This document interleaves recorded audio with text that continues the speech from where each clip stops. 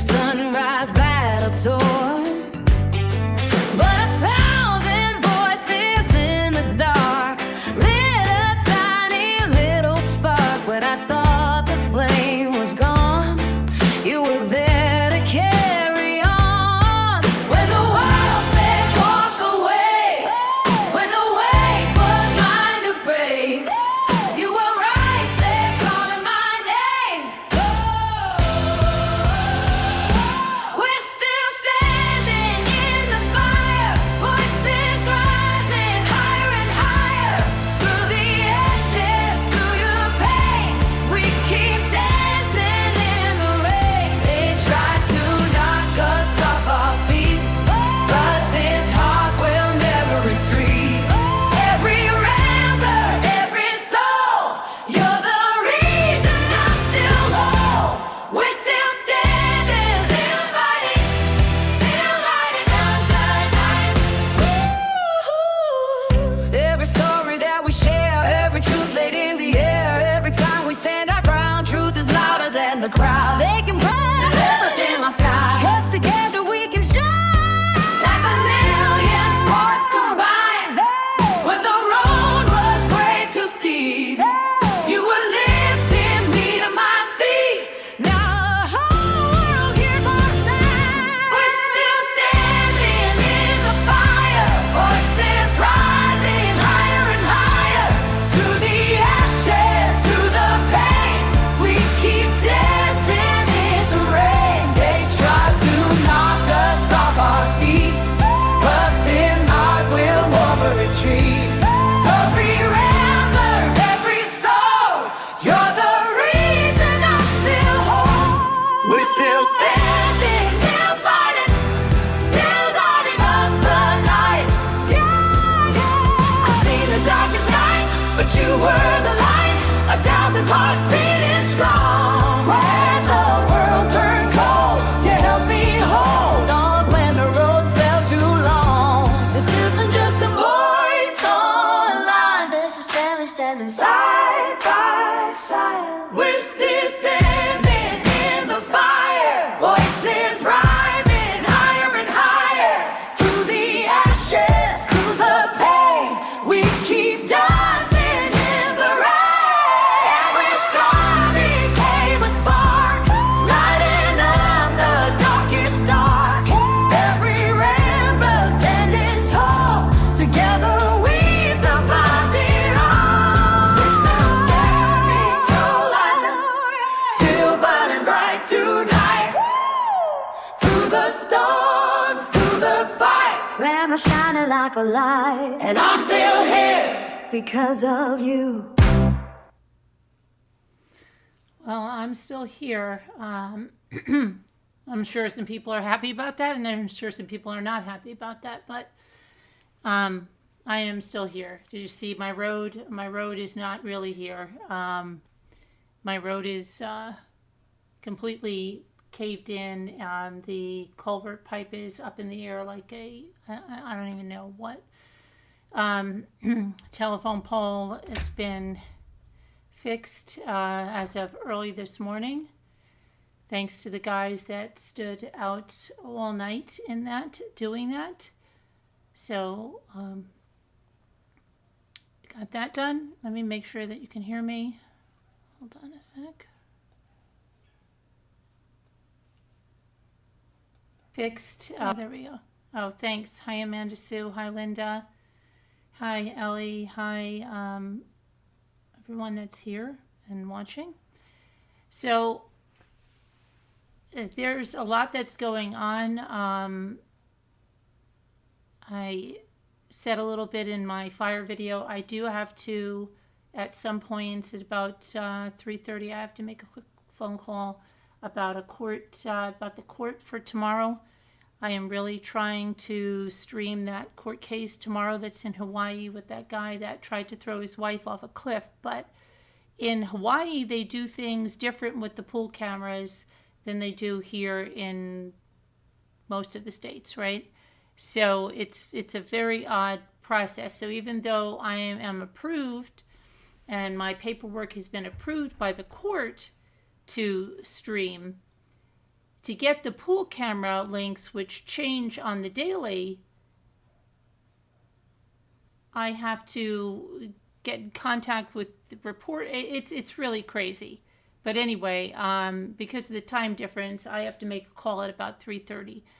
Don't let me forget that. And then I have a call later tonight about something and another thing. And what I alluded at, what the stuff that's being done with, it has nothing to do with my YouTube channel. This is something very, very personal.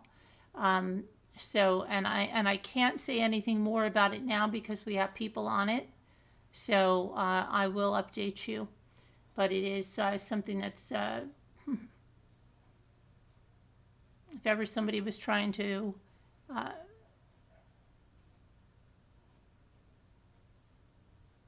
stick a knife through the heart of a grieving parent, this is the kind of thing. Yeah. But just, we'll leave it at that. And I'm trying to carry on the best I can while we're trying to figure out how to rectify this. Okay. Hi, pretty girl. Hi, Chrissy. Hi, Sandra. And then on top of that, we had that storm. And so, again, about the verdict video is up. But remember, I told you I was going to bring it back in its entirety. I just finished putting that one through my editor. So that I'm going to upload, because the one that I had up there, it said it was not a copyright strike. It was a content ID, which doesn't affect your channel negatively. It just affects your ability to,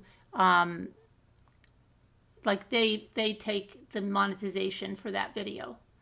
And it's this, like, I don't know, Spanish song or something. And Jimmy and I were listening to it when we had the 5G, and we heard absolutely nothing, nada in there.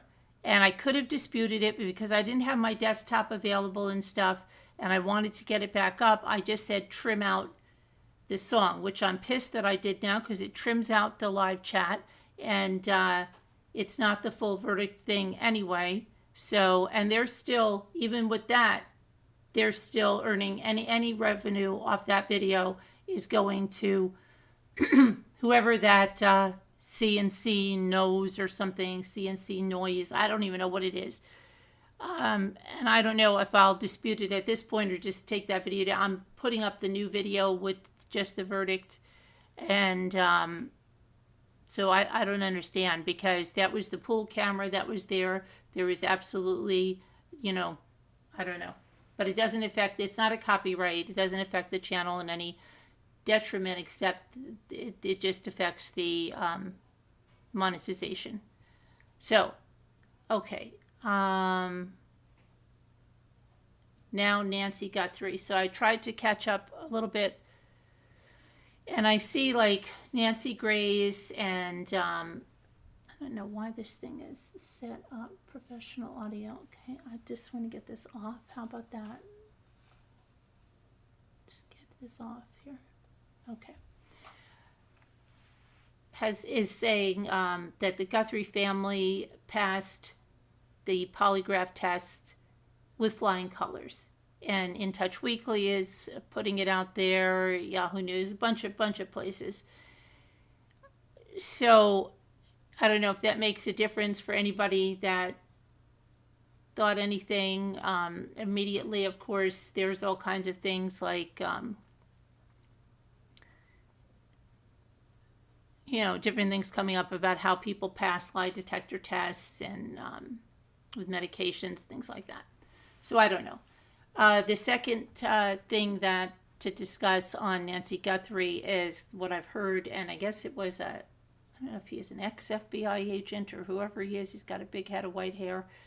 He said something like, I'm trying to remember if it was he that said it. It might have been him. It might have been this other guy. There's a few things I watched, so I'm getting confused. But they were all either ex-law enforcement or something like that on various shows. I believe there might have been Megyn Kelly on some of them, Nancy Grace. But someone along the line said that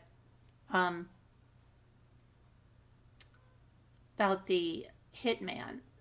Okay, now I have long since said that. Did she, would somebody have benefited from her not being here, and I've told you guys this. I don't know how vocal she's been in her community. Was she stopping something? Did someone want to buy her house? Did she not want to sell it? Whatever, for whatever the reason.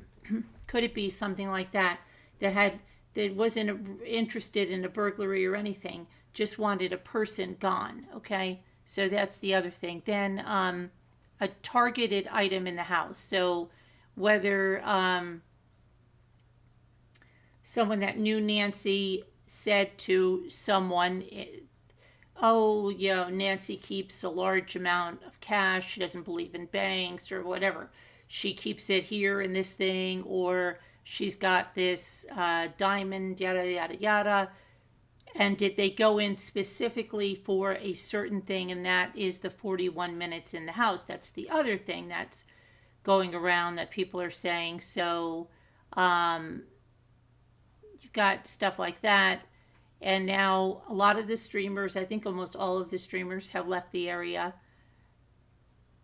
I know Brian Enton went home. And so the other big thing is that, let me get this so I can tell you, to recall the sheriff. So apparently someone that is, I'll give you his name here.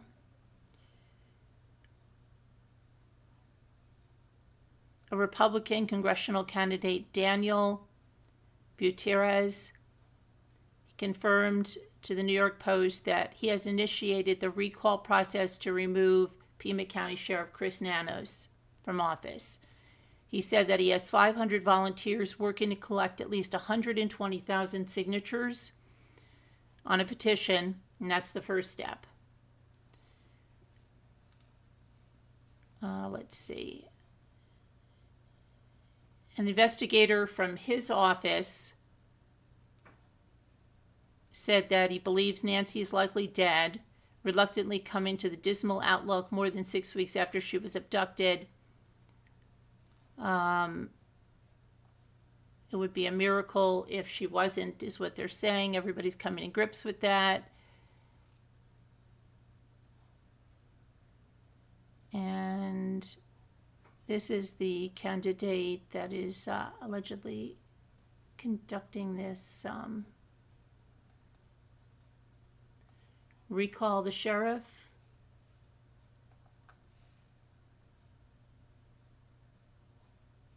Right there. Gutierrez says that Pima County deputies wanted to begin the process to recall Nanos themselves, but they were worried about retaliation from the sheriff. Again, this is coming from this candidate right here. That's not a deputy. This is him saying that. He added that in Pima County, that the sheriff had a unanimous vote of no confidence. And he said, I'm a congressional candidate and I don't see Nanos messing with me.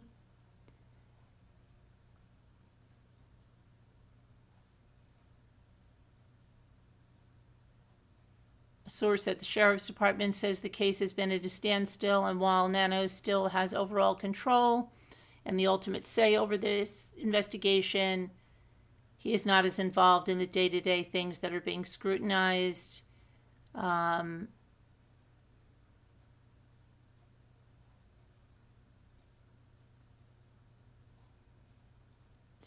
let's see here.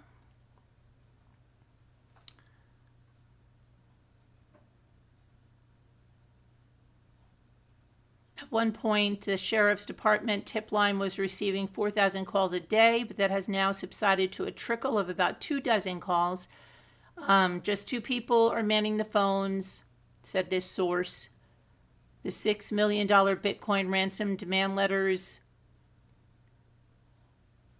are largely being discounted. They're being told they appeared to reveal inside information not known to the public, but the general view now is they were fakes. People just trying to get some money out of the situation. Nancy gave a tour of her bedroom in a video that was back in 2013, and today segment about making a bed. There were other clues on her social media. The scammers could have simply put all that together and made themselves seem like something they weren't. Savannah's returned to New York City after several weeks, held up with her family in Tucson.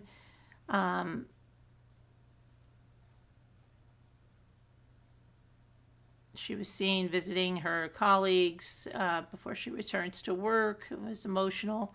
Let's see here. What else do we have?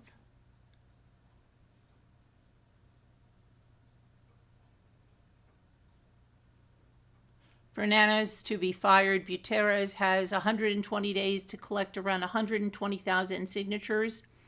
That's equivalent to about 25% of the number of ballots cast in the 2024 Pima County Sheriff election. He says he doesn't think he will have any trouble doing that, and he's aiming to collect 135,000 signatures. If he is successful, the Pima County Recorder will have 60 days to verify the signatures against voter registration records, and Nanos would then have 5 days to decide whether to resign or ask for a special recall election.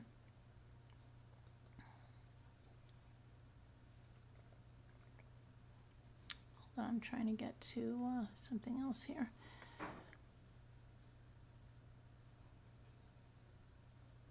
And to see what else we have.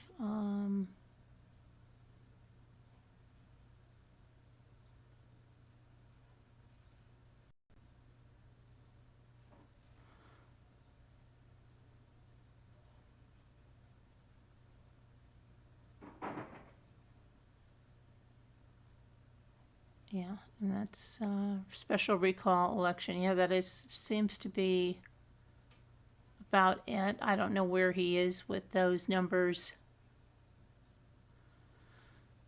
Let me see here.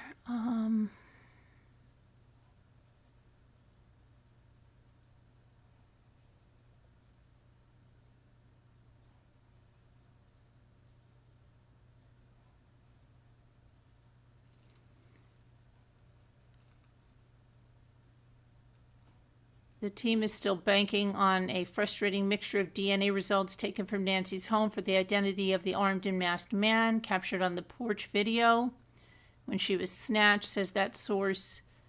They're absolutely counting on that, but it's taking time because there was such a mix of DNA. The lab in Florida is trying to accelerate technology they were due to roll out next year in order to unravel it faster.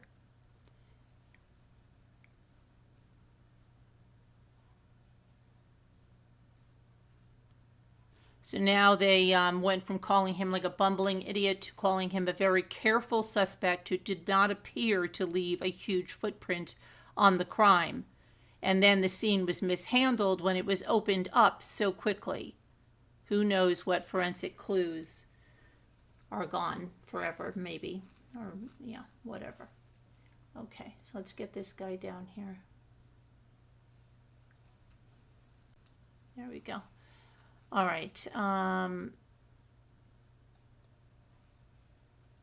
Rosalita. How are you? Hi, Space. I got new updates. Sure. You want to talk for a few minutes? Absolutely. Hang on.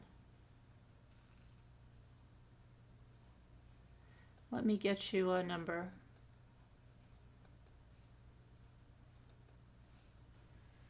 Okay. I'll email you now.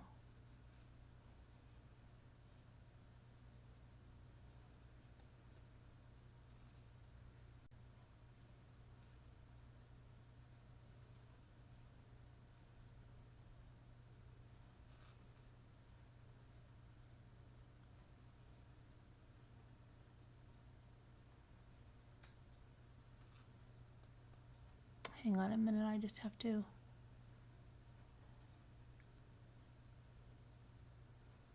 Oh, shoot.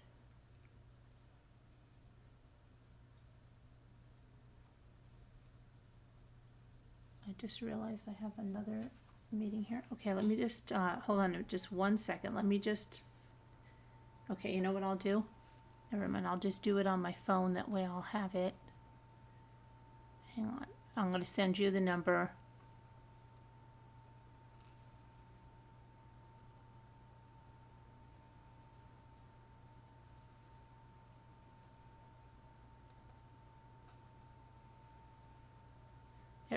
You don't even understand what 2 days being like unplugged is. Just, oh, now they're trying to call me again.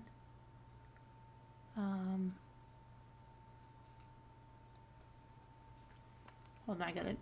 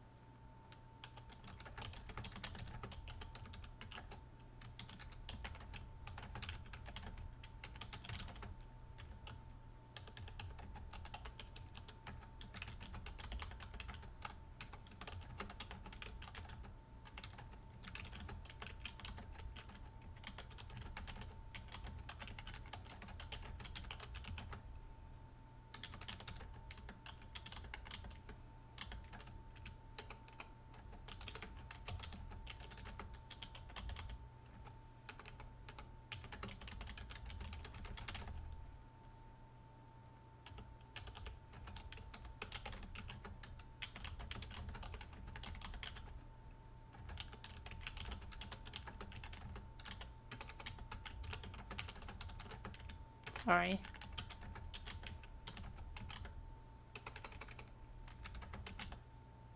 All right, so I had to get that. Okay, I'm going to send you the number now. And then I just have to quickly log on something on my phone.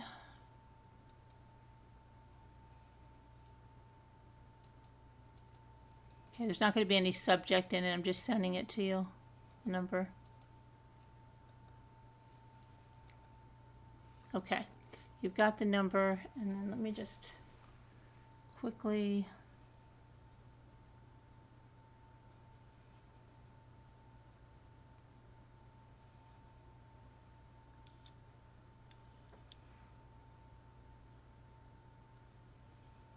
log into this.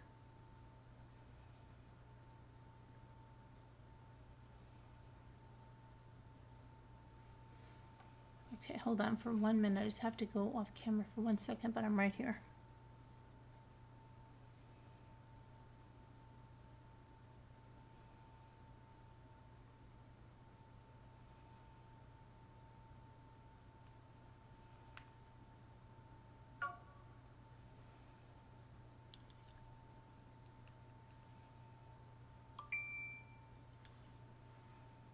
I'm right here.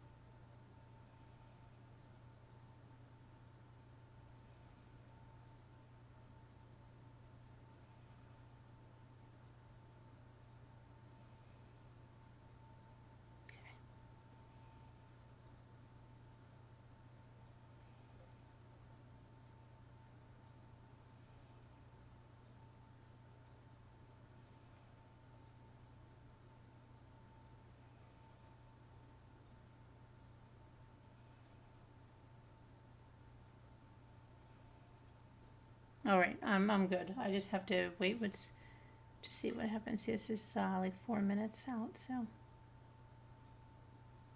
hold on. I'm just going to put this.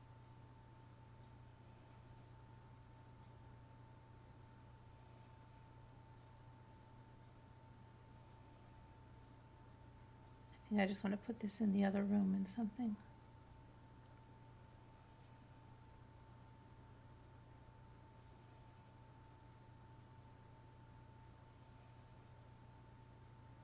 All right, but I'm ready. So you can call in, Space. Sorry about that, guys. There's just two things I had to check up on.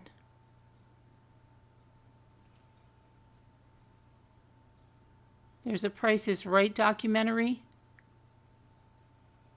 Did you guys hear that?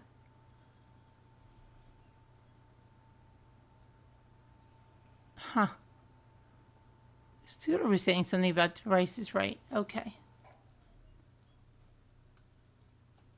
Hold on a minute. I'm just going to put this phone.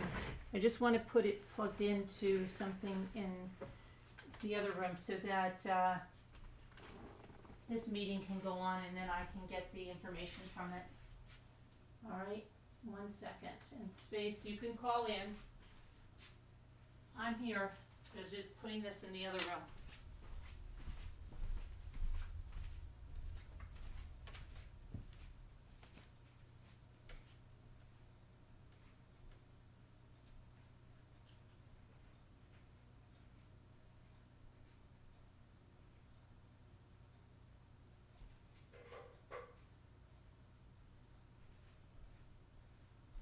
Okay, I'm back.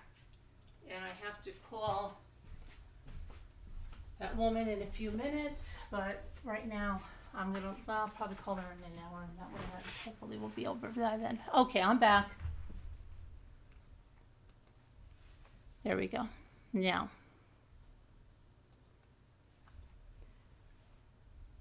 So, hi, who came in. Denise, hi Denise, to Scooter, glad your power's back. You're still from the cold. Yeah, well, our power's back, but we have no road, okay? You can't come to did you see what our road looks like? Have you checked out the shorts? Our road is gone. Hey there. Who's that? Trying to see. Caro Best. Hi, how are you? Julie, hello there. We're waiting for Space Cat. If you have any questions for myself or Space Cat that you'd like, just put them. You know what you could do to show a question? Use the question mark emoji before and after your question so it stands out, and you can write your question all in caps. That way it stands out if you have a question. I'm not guaranteeing we can answer your question, but you can ask it.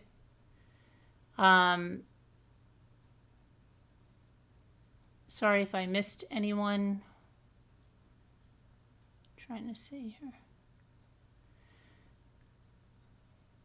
Yeah, our road is really, really bad. If you go check out my shorts and you can see the culvert pipe, and I know a lot of you are not familiar with culvert pipes, so, that's normally under the road is sticking straight up through the road. The road is completely sunk in, so we have a lake, like on a lake, double lakefront.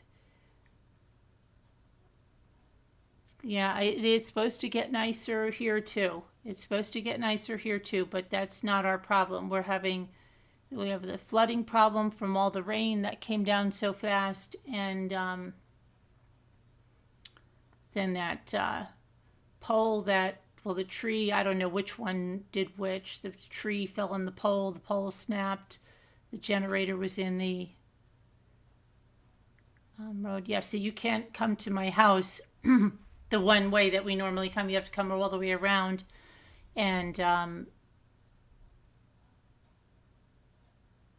course, they don't even have a sign out like on the one end that says, like it's impassable. So people have to drive all the way through it, then back out when they see it's just crazy. Hi, Mac Watson. Hi. Thanks. Was I hit by a tornado? We had tremendous winds. It was scary. Really scary. The winds that hit over here. Yeah, lot of damage. Not a tornado, but horrible winds.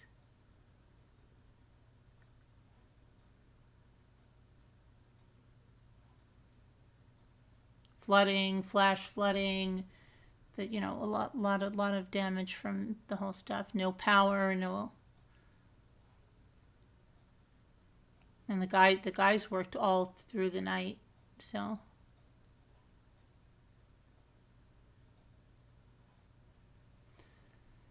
Anyway, so what do you guys think of anything? Have you heard of much of?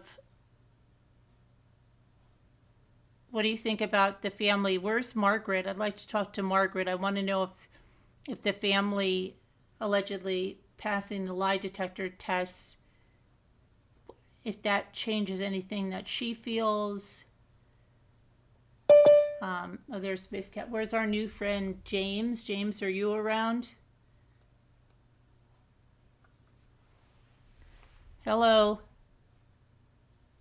Hey, how's it going? I Okay. hope a lot better than you've got your power back. Finally, yeah. Now And we I got to saw get our your- road back. Our road is another lake now. It looks like a little bit got washed out, maybe from the freezing, thawing, or something. So yeah, the And, flooding, and I mean, we had such severe weather changes from like way below freezing to then getting really warm, then freezing again. It's been nuts. It's bipolar, the weather. High murder of crows. And then I watched your shorts, Yeah. and it looked like off in the distance there that one of the giant transformer exploded. Is that what I'm seeing? Yeah, that's what it looks like, right? Blown off? That's what it looks like. Yeah. You must have heard. I mean, were you around when that exploded? We That were must have been around, about- and in fact, my son was driving home, and he said, "Mom, there's like things on fire." Yeah, he said I couldn't get through one way, and then he came around the other way. But we thought that they had reported that. It was the strangest thing, right? So somebody came here and put cones and put tape, that red tape around that. But then when I called at 2 in that afternoon, they go, "Oh, we weren't aware there's anything down by you." Are you kidding me? Yeah, and they were like, "No, we don't have any report of that." But they put up a new telephone pole. Okay, so somebody came here, put up a new telephone pole, but they alleged they had no report until I called at 2 in the afternoon.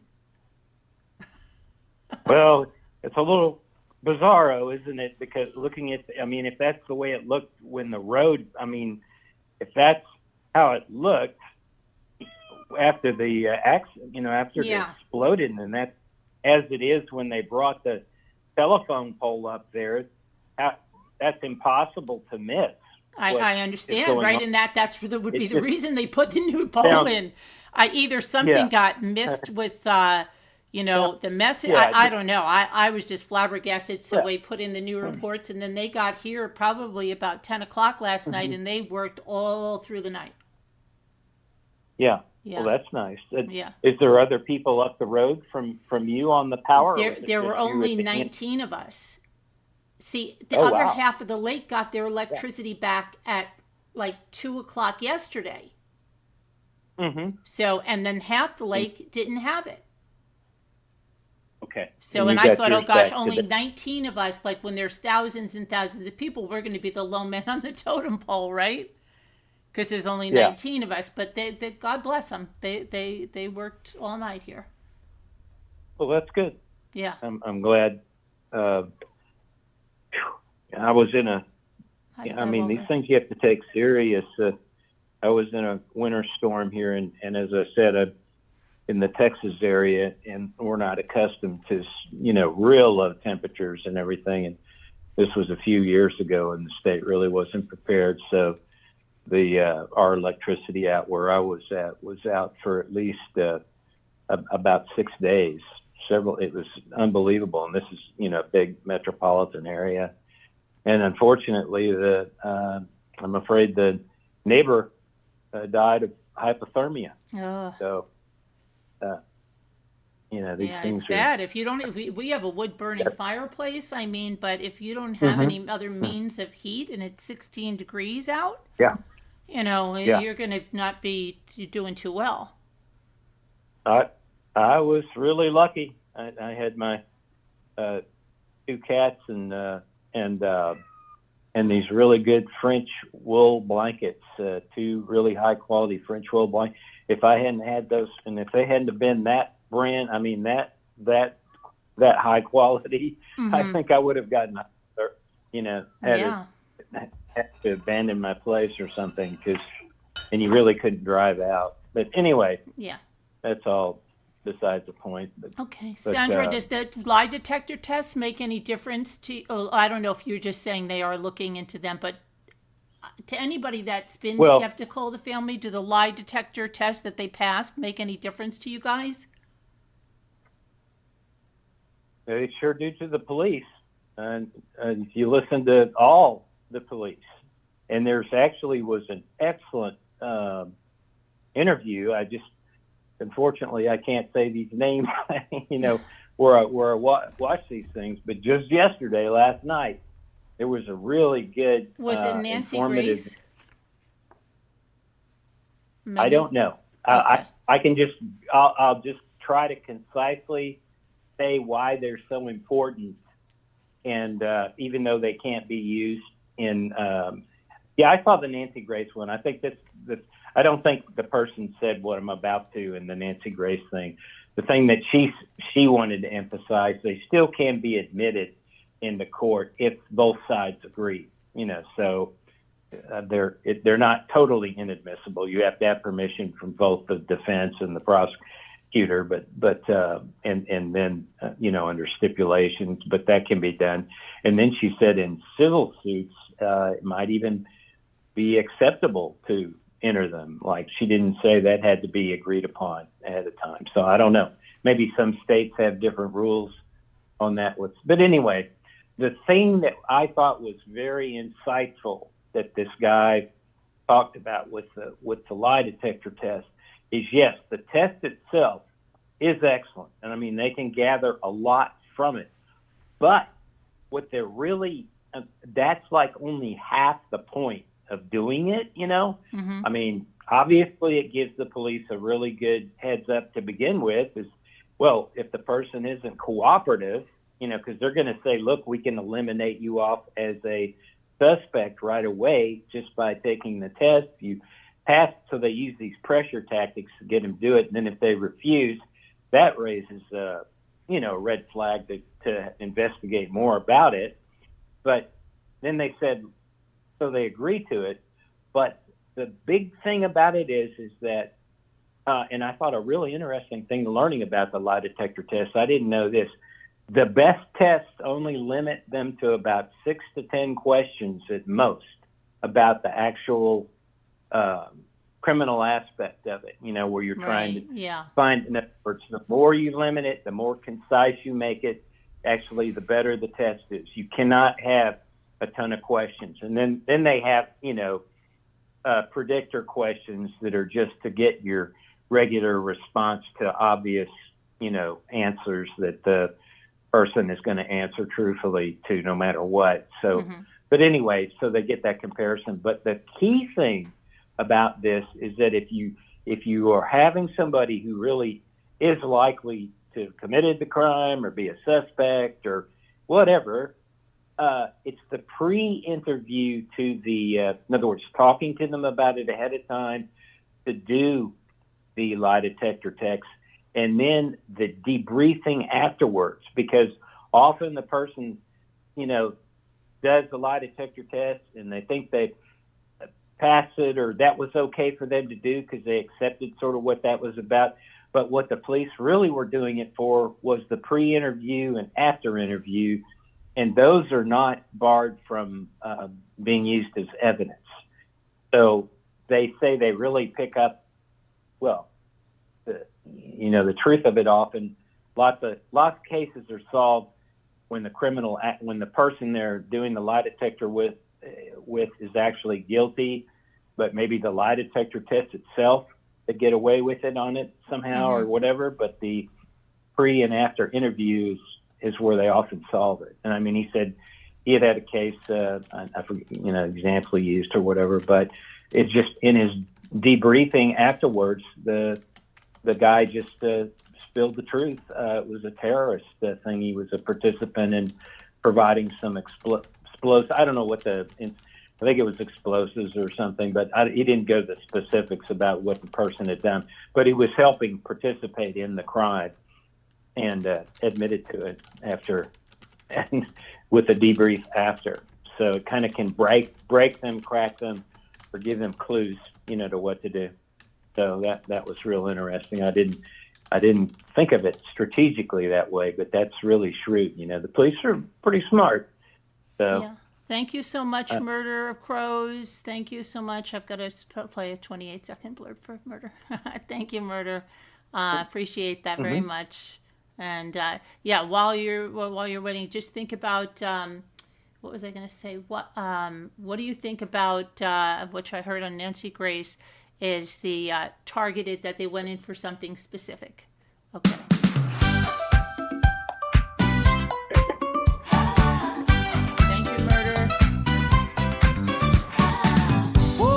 Chapel got you.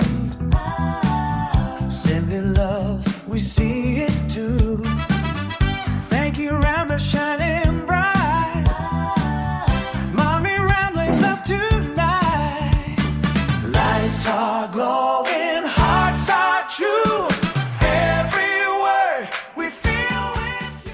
Thank you, Murder. So what would be like she's saying, like maybe. Or the person said, I think Nancy thought it was, I can't remember if she thought that one was stupid or maybe one of the ladies knew that Nancy had some sort of a necklace or that she kept cash a certain place, and that was the 41 minutes of them looking for wherever that was supposed to be. What do you think about that? Well, again, I'm going to just go back to my new insight that I am sticking to 100%. I think I solved that whole aspect of whether this is a robbery or not. Absolutely not. And if that had been the case, they would have taken stuff there, like all the jewelry and all that could have easily been done in short order. We don't, there's unless she had most. I don't think she has a safe and keeps jewelry in a safe. Let's put it that way. I just think all her jewelry's over in her bathroom or whatever she, or wherever she keeps the jewelry, and they could have just taken whatever they wanted. I think this is obviously not a robbery, and the reason why I already this was just something like I said, I only thought of in the last, because I've been keeping my mind open, but I've really shut down that process on the looking for drugs or a robbery of any kind, was because there's no statements from the police that anything like that occurred, and the fact that she was cased. This is very much believed that whoever this is, whether it's a group or an individual, whatever, she'd been cased for a while, and there's been suspicious activity and all that. So people would have known, the robbers, like, they do not want to rob a house with people there. And she had a regular pattern of being socially active, going out every week, So she goes over to her daughter's house to play this game all the time and spend time with the grandson, and then also goes to church every Sunday. So you're going to rob, you're going to go in and do it like in 5 minutes or whatever. Right, when she's not when there. She's not there. Yeah. Yeah. And that's obvious. And that the very day that, she could have been robbed was the day she was gone, just hours before she was dropped off. So that doesn't make any sense, Okay. And then to me. The other thing is they are saying what I've been saying too, is it a hitman because she was, a hindrance in some way. Say? A hitman, like I said to you, like whether she was standing in the way of a project or standing in the way of something. Was it a hit that they just had to get rid of her? Yeah, well, see, Oh, to move her out of the way for to get her, some, like, let's say she was voting I- against something, or she was a hindrance to something that. Yeah. I don't think there's anything socially active that might have been in her youth. I mean, when she was, in her 40s, 50s, and 60s. But no, I don't see anything like it within her social groups or anything. And the house idea, I mean, it's just like we say that there could be arbitrary reasons why people do things, but those are going to be pretty rare compared to the other probabilities, So like I said, I was recently totally discounting, and most people still are, that these ransom notes. So here's the thing that happened last night that since we were offline, that I went back to I listened to this other streaming thing, and that same lady that I told you that I respect a lot because she, extremely logical. Also, she said something about herself, and I'm going to try to find her screen name because she has a YouTube account, obviously. So I was going to even try to contact her and try to get her to call in, if that's possible. But she was in the show again, and also talking to Dr. G again. I just call him Dr. G because I can't pronounce his last name, and I think Is it Gravado? Name, yeah, it's Bravado, yeah, something like that, and it starts with a B instead of a G. But anyway, that guy was talking to her again, so they were happy to have her back. He said he really liked her call the time before, and she called back, and what she revealed about herself is that she had been involved with a lot of social work, helping just children that have more severe disadvantaged problems, that could be psychologically or maybe physical too, or whatever. But she specialized in doing work related to that, and then she said that during COVID she became a caregiver for her mother, and she said that's why she is very sympathetic with Annie and Tommaso, what they've been going through, and she just thinks that people would just jump to big conclusions about them, and and that's not unfounded, because just like there is the statistical fact that a lot of crime is committed by family, close in or whatever. Yeah, so of course. Yeah. You have to exclude those. You do. Yeah, you do. That we know the sheriff jumped on. That's obvious.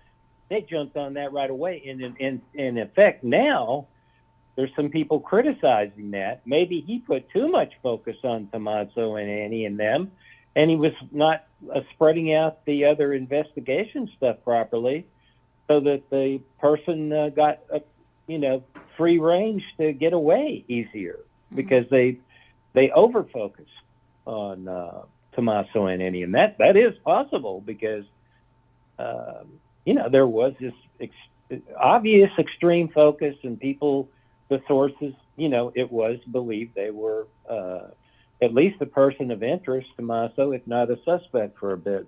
But anyway, yeah. So I think the fact that they are so heavily investigated, and that they were totally cooperative, the police said, and they, according to sources, and it's not just the Nancy Grace but I am always skeptical about telephone with different reporters. When this stuff starts getting repeated, I'd like to know, if they're different sources that they're getting this information from, or if it's the same source.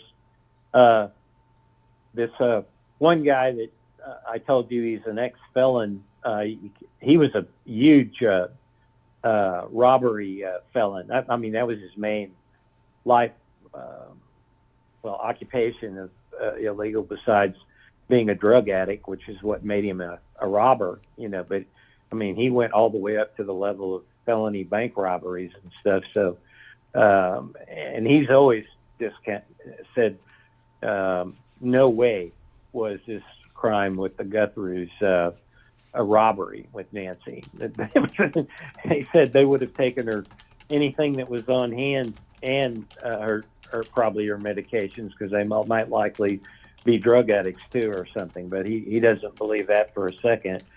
And so I just don't buy into the robbery gone bad or anything like that. The guy is too casual, walking up on the thing like he's really, even though he maybe encountered a surprise with what to do with the camera and all that. It's just like super cool, and he's gotten away with it so far, and nobody's caught him yet. And could it be, I still think, I would not be thinking that this could be targeted in a sense of vengeance or to get back at her.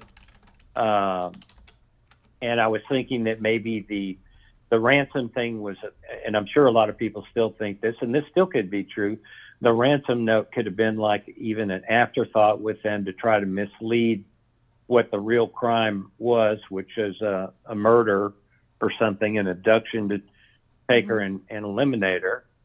But that, to me, the reason why I still consider that as a possibility is because Nancy had so much to do with her mother, and it was all recent. With the thing in November, the televised thing, and Savannah, and right? whenever they, Yeah, I'm sure you mean Savannah, right? You said Nancy Yeah, has so yeah, much well, to do with her mother, but I know you mean Savannah. Yeah, that's what gave them the idea. Yeah. If Savannah hadn't have come into town to that El Torito and done that big giant television show, I don't think. I mean, that's just my theory. For somebody to go to this extent and eliminate her, it had to be on something on that level to trigger it. If that's the, in other words, they wouldn't just come up with this out of the blue to get rid of Savannah. I mean, try to hassle her, destroy her with their mother, unless that hadn't all been televised and in the local community and everything. And then anyway, so this lady that I told you was sort of the social worker, she called in again. And the thing that they were trying to pin her down more on, the Dr. G, I'll just say again, even though it's not that, was about the, and see, they're refocusing on these ransom notes. And he started to, because he said, no, that's something that he wasn't, see, that's what these people don't carefully research this, and so I'm guilty of that too with this, with these ransom notes. So she talked about how she found a lot of good information from the TMZ guy with his, they go way back to the OJ trial and everything with I think that guy might even have been an attorney with one of OJ's attorneys. I've seen it. He's the guy, the older guy that the TMZ guy is always talking to. He could be like his dad maybe or something. I don't know, but he's always interviewed, and they have their own podcast separate from TMZ. And I could say the name of the podcast, but that's where she found some source information from the TMZ guy as to more details about the ransom note. So I went and listened to them. And if you remember when we were debating this the other night, I was saying, are these notes identical? Are they the same? Who sent in who's first and all that kind of stuff. And he says in that thing, and see, I don't believe him with everything he says. I don't believe he tells the whole truth and nothing but the truth, the TMZ guy, because it's just not believable what some things he says. But he did say that the notes are not identical, but the notes were different. And then the thing was, is he sort of hinted or acted like he knew what the notes were at the other two the local Tucson news agencies. And I don't believe that. I don't believe that they would have shared their notes with the TMZ guy, because they sent it straight away to the FBI and never published what was in the notes. So, and here's something that I thought I found a logic flaw in Harvey. So this is another thing I'm gonna say that I'm really glad I sort of looked in this in detail, because there was always something that just didn't sound right about, you know, this guy coming in later with the Bitcoin and wanting $60-something thousand, and then he would take half a Bitcoin, 50, and then another 50 later when they upped the reward from the FBI before the other thing came out. And this was somebody claiming that they knew she was probably, that they had a sighting and he knew where the Nancy was and who the abductor was. And then he was claiming that he would get caught up in the crime somehow. So that's why he had to go. He wouldn't contact them directly or something, that FBI, because, well, basically he was sort of admitting between the lines he may not be innocent in this thing. And, you know, I never really kind of believed that whole contact thing, because who in their right mind would say that out on TMZ, which then gets broadcast everywhere? And if you know who the hit people are and they saw you, and now they see that you're likely the one that's reported this to TMZ, I think your lifespan is limited to a matter of minutes or hours. You know, if you do something like that, because they're going to find out about it. So that doesn't make any sense. But here's the thing that I found that would have exposed the TMZ guy as being really jerky about this to just make a lot of money on it. He's made millions off advertising and stuff already off this whole ordeal, and he's going to keep making a lot of money. And so he was saying, you know, because people had said to him, why don't you pay part of the ransom or something? And he said he doesn't want to get involved with it and everything. And that was his buddy asking him in the earlier podcast when he got the original ransom notes. And what I'm talking about now is a note that came in later, who was coming from somebody who claimed he knew who the people were that committed the crime. But and he was wanting the Bitcoin stuff, the half a Bitcoin and all this. And then when the reward went up to 100,000 with the FBI, he said, well, I'll take 50,000 now, and then I'll tell you the information, and then if it's right, then you'll pay me the other 50. Now, see, this is where Alexa, stop. This is where I say Harvey is so full of it, man. I mean, he's like a really jerky guy, because why didn't Harvey pay this? Alexa, stop. Why didn't he pay the $50,000? That's peanuts for all the money he's making off this thing. He should have paid the Bitcoin, the guy, 50 grand, and then he would look at the media circus he would have had, because that guy wanted to be, quote, the go-between. Okay, he didn't want to give the information to the FBI or anything like that. He was trying to go under this journalistic protection thing, like integrity. They don't have to list their source. Yep. Exactly. Mm-hmm. Yeah. He was trying to get this, supposedly this bad guy, the guy trying to rat on the ransom people. He was wanting to go use TMZ as a middleman so he wouldn't be exposed. So this is why TMZ guy is totally disingenuous. He's a jerk. He's a monster, because he has made way more than 50 grand off this already, and he could have made a fortune. This is why this whole thing comes across as really scammy. I mean, it just, the BS meter is off the charts with this, because if he had paid the 50 grand, then we could have seen whether the guy gave the TMZ guy the information where to find him, and think about what a hero he would be.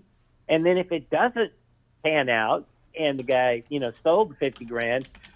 The FBI supposedly on these crypto things can track this stuff. So, they may, I guess, maybe trace it back to an empty building, or I don't know, but eventually it gives them some ID on the people once they collect the crypto. But this is where Harvey comes across to me as totally disingenuous, because he knows that if he had paid that 50 grand, what a fortune he would have made more in the media attention and everything like that. And he would be a hero if this was real and the person knew where they really were, then that he would have saved the day. Yeah, so, Harvey saved the day. I have a comment here from someone. They said they heard that Nancy was a paid target and that they hit her hard, took her towards the mountains, and incinerated her body, and they will never solve it. Well, there's all kinds of ways to dispose of bodies that you're never going to find anymore. And see, this is where something that I kind of think that then this would go back to a crime of passion and hate towards likely directed at Savannah and Nancy as a way to pay back, because what's the ultimate torture? You never give the body back or reveal anything. In other words, she just disappears. And that not knowing is more damaging psychologically your whole life. It can really, tear people apart. I've heard this from victims and stuff. This is why they want closure one way or the other, to have the body or just know that's really the end result. So if there is this, again, if this is like the hit job and this was the original purpose, I see that almost as like the ultimate torture. It's not, you get payback by the person doing this in a very psychological, satisfying way. And they got the media attention. They already got that with the TMZ guy. So, so I still don't discount this as if Savannah hadn't done that big show on her thing, all right, and hadn't had the thing locally like that, where these original ransom notes came out to the local stations. And like I said, this could be a clue. This is another thing that I think I'm pointing out. I didn't think of this myself. Somebody else said this. But what's interesting is the two ransom notes went to the two competing stations from the ones that Nancy worked at. So is this person maybe somehow connected with the media stuff? I don't know, because they didn't pick the place that she worked at. So that could show like some animosity towards Savannah, or some kind of, I'm not going to give them the story where she worked, where she got her career started. I'm giving it to the other two news stations. Mm-hmm. So that could be a real psychological clue. But anyway, the TMZ guy admits that the notes were different, and he never said they compared them. He acts like he knows what was in the notes with the local stations, and that's what I don't believe for a second. I don't believe he knows word for word at all what's in those notes, because the stations, in my opinion, sent them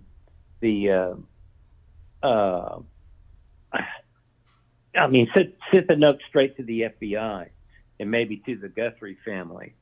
And oh, by the way, I did want to point out one of the people that your regular members, they were probably just mistakenly saying this all along, but people that commit ransom and kidnapping, they never ever send the notes to the police or the FBI or that. They kept saying that, and because I went back and listened to the thing, because I'm so interested in James's ideas and stuff, mm-hmm. and that is not true. Anybody committing ransom or kidnapping, I think they probably meant just they're not going to send them to TMC or the local media. Yeah. You send them to the family only, and you tell them do not contact the police. If you contact the police, they're dead. Right. So Yeah, absolutely. and this is absolutely the way it works. But they were saying the exact opposite, and so I won't say the name, but that is not true. They definitely tell you never to contact the police, and then they were saying that.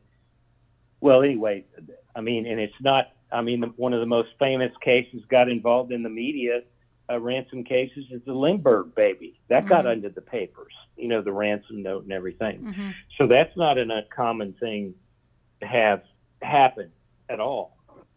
And gosh darn it, this cat, I think I got distracted. She knocked over something here. So anyway, what was I? About the let's see. So they're talking about the incineration of the body, but then somebody else said that they heard that Nancy would have died within 72 hours without her medication and being in her health the way it was. Yeah.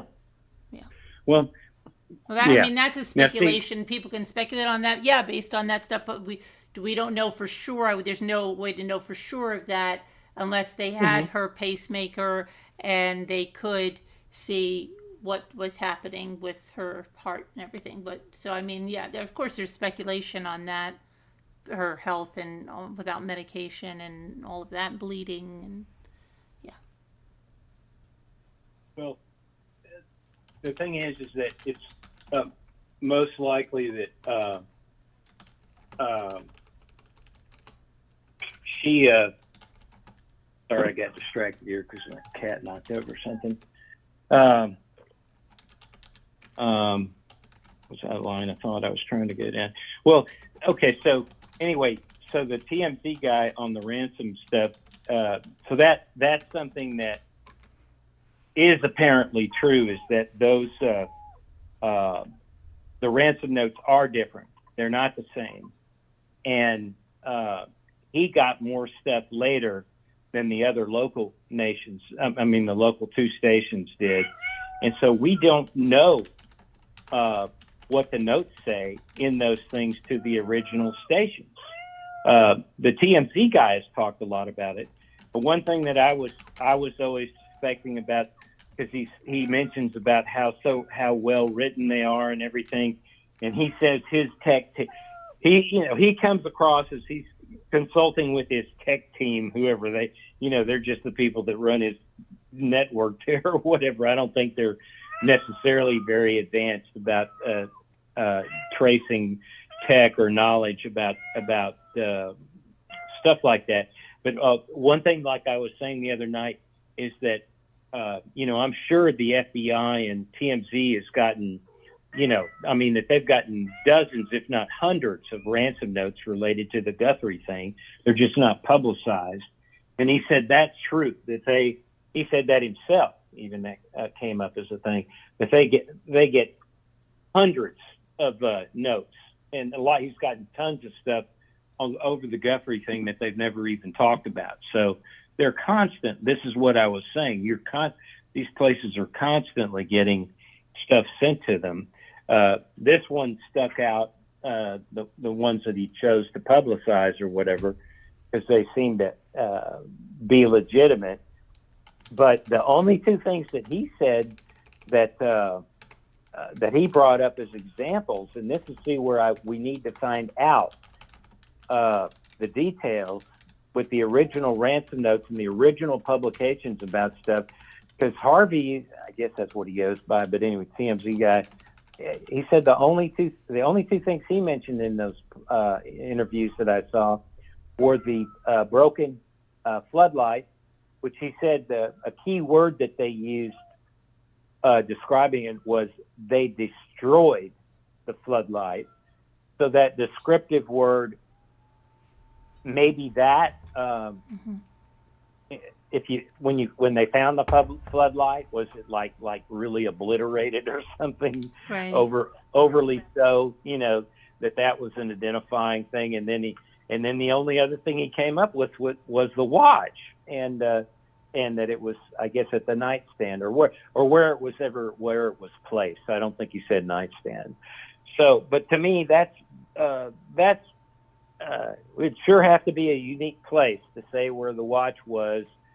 And the floodlight thing, depending on how well people were looking and stuff, I think one of the lights out in the walkway to the sidewalk, an illuminating light, they had one to the left and one to the right before you go into the covered foyer thing, just on the outer side.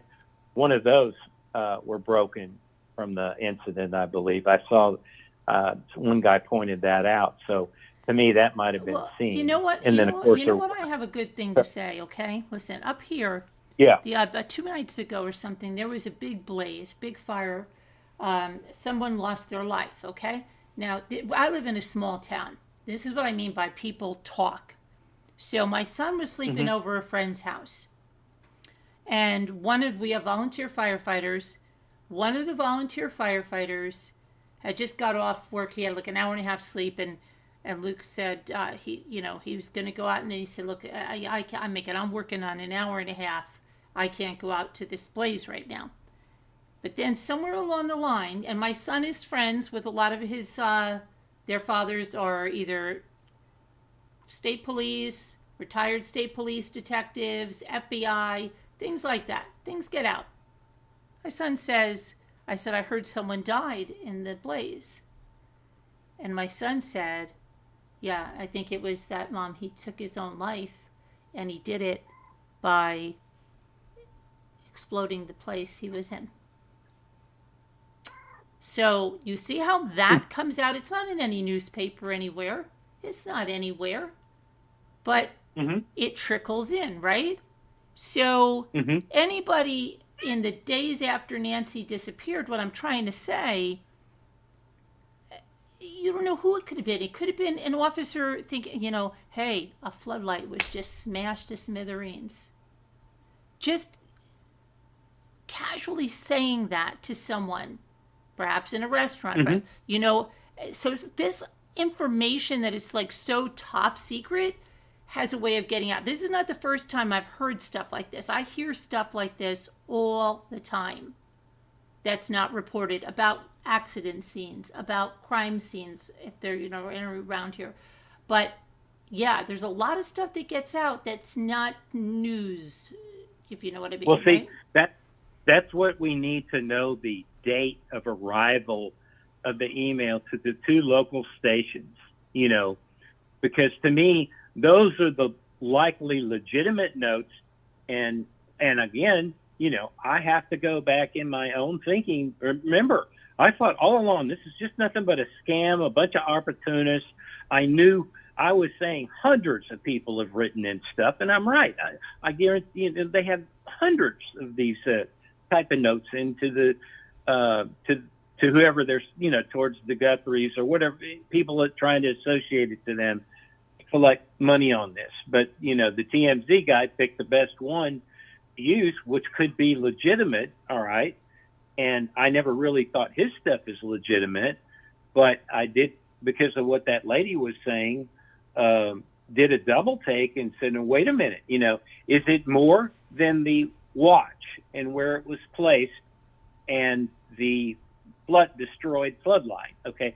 Because those are the only two things that Harvey said that he brought up as examples. But that doesn't mean that even that was the limit to what's in the note. I think he might have said, for example, or this was part of, I haven't parsed it and put into my memory bank whether he the way he worded it. Because again, you have to be very careful about how people word stuff, is whether that's things that he could reveal, but maybe there's something else he's not revealing, But that's my question. The way the FBI worded the quoted thing that the lady read sounded to me like this could not just be a white watch, her Apple Watch laid on a nightstand, and a destroyed floodlight or whatever. That's not going to be good enough for the FBI or whatever to accept that as totally legit, And so I think that what I am thinking is there's more in the note that really got their attention. And because I jumped to conclusions, okay, you know, that this was just a scammy, you know, this was all just a scammy thing, which it was by the guy in LA, the Kalia guy or whatever, probably, even though he has this unreal, weird background in underworld, you know, this music thing and everything that connects back to Tommaso, and, you know, and just this crazy psycho world of murder-themed ideas, or, you know, sacrifice and torture and all that. So, you know, he's Secret Mutilator is his screen name, right? So that's all weird. But I think there is something to this ransom note. And here's something else that doesn't make sense, is that Savannah and her siblings, when she did these discussions, she was talking to the perpetrator and taking the ransom note seriously. That wasn't some contrived. They were serious, and they said they would pay. Now here's where James, and I hope James hears us talking today. And James was awesome. I really liked James, the guy that with us. He was tremendous because he really is exploratory and opens up the questions to more thinking, and he's a better facilitator, you know, than even I thought and can think. So he did really well. So I hope he calls back again. Yeah, he was here the other day with the trial. I mean, so maybe he'll call in. I don't know. Maybe James, are you there? He was at the Richens trial the last time I was on. Yeah. Does he? Do you know where he is in the? Does he come in the screen in the chat, or just? He was in the chat the next day on the Richens trial. Yeah. And I know he subscribed and everything. So maybe I don't know if he's working right now, or we'll see. But maybe he'll hear us. Well, yeah. But I encourage you, James, if you do hear this conversation, to please, you know, think about it and call in, because I really think you add a whole lot to the show, and give a lot of. It's even given me a lot of new ideas and pathways to go down and think about it, you know. So, and I was trying to remember what it was I was trying to point out that he said the other day. There was something that he said. Maybe it'll come back to me. It slipped out of my mind right now, and while we were talking. But that'll be great to have him call back in. But well, let me get back to the thing though. With the thing that doesn't make any sense to me, all right, was that they want their mom back. They're taking the ransom letter seriously, and they said they would pay. Okay. And then she even did two more talks to the criminals, or, you know, whatever, after she even did that, you know, trying to still get him to come forward, just even with the information on the body or something. But and this was something even this was something the TMZ guy, the attorney guy, pointed out, and he said that they should just pay the sum, whether it was the first amount the first time, or if they wanted that for whatever reason they got stuck on the proof of life thing. But in a situation like this, and you're being advised by the FBI, look, and because Savannah is no dummy. I mean, she's an attorney that did criminal story back. I mean, you know, she did crime stuff. Who knows? Maybe something goes back to that. Did you think of that? Maybe Savannah did something exposing a criminal, because remember, this was her job, right? Yeah. Maybe he did something that pissed off. They better go back and look at every single episode she did on these criminals and see if any of them got out. Okay? since she did that, because that would definitely be a targeted thing that could come back to her and be reminded of with her mother. What a great way for revenge on that, you know. You and see, here's the mirroring it, media for media. Okay, he got him in the media, and now he's going to get her back in the media through her mother. That's twisted. That's sadistic. That's major payback. You get what I'm saying? So, I mean, that would be like the perfect retribution. If you think about it, that somebody, some psycho sicko could think of to do. I'm surprised I could even think of it. But that would be a repayment, you know. So, anyway, but here's the thing where I think the family probably would, well, they screwed up. Okay, it would have cost you $4 million initially to find out, right? But because everybody believes, I mean, everybody in this crime field, the detectives and everybody all say that now they can trace this crypto stuff once they take the money. They can go back and find. They can trace it back at that point, you know. So whether your mother is alive or dead at this point, there's nothing you can do. All right. But if they say they're going to get it back to you within the 12 hours anyway, it would have been worth the gamble, I guess, is what, you know, worth the thing. If they were bluffing and the mother was already dead or they never contacted them again, you know, the thing, though, is that they would take the money, okay? And if they did, then they could still be found out and caught eventually. You know what I mean? This would give the police a great lead. So that seems to me like a very strategically flawed move on everyone's part, you know. And there was too much pressure put on this proof of life thing when it would have just been worth it to catch these people, and likely because they are tied to the crime. Remember, this is the key thing. This ransom really is tied to the perpetrator because of this inside information. So it would have to be beyond the Apple Watch and the broken floodlight. It's got to be something else there. But if that truly, and because you can tell they took it seriously, Savannah did, then I think they blundered. And maybe that's because the FBI, people put pressure. I don't know. They're too afraid they're just going to be taken for a ride. But if this was really tied to the criminals and this had the real inside information, here was your chance to catch him, whether your mother's dead or alive, you know. And assuming they catch him and they didn't return the body right then, just catching them is likely to get you the body, because then they're going to have to deal, you know. And you should be able to get your money back too, because they'll be found out, you know. Well, anyway, I mean. Yeah, I mean, I think a lot of us were saying that, like, wouldn't they just pay the ransom? We did say that when it was happening, when the deadlines were passing, like, just pay it. But then there was that whole thing that, was it 6 million or was it 6 million Bitcoin, which was like something like $67 million. Do you remember that? No, that's not. It was just, they went from a 4 million value, I think, to a 6 million value, you know, because they were upping it.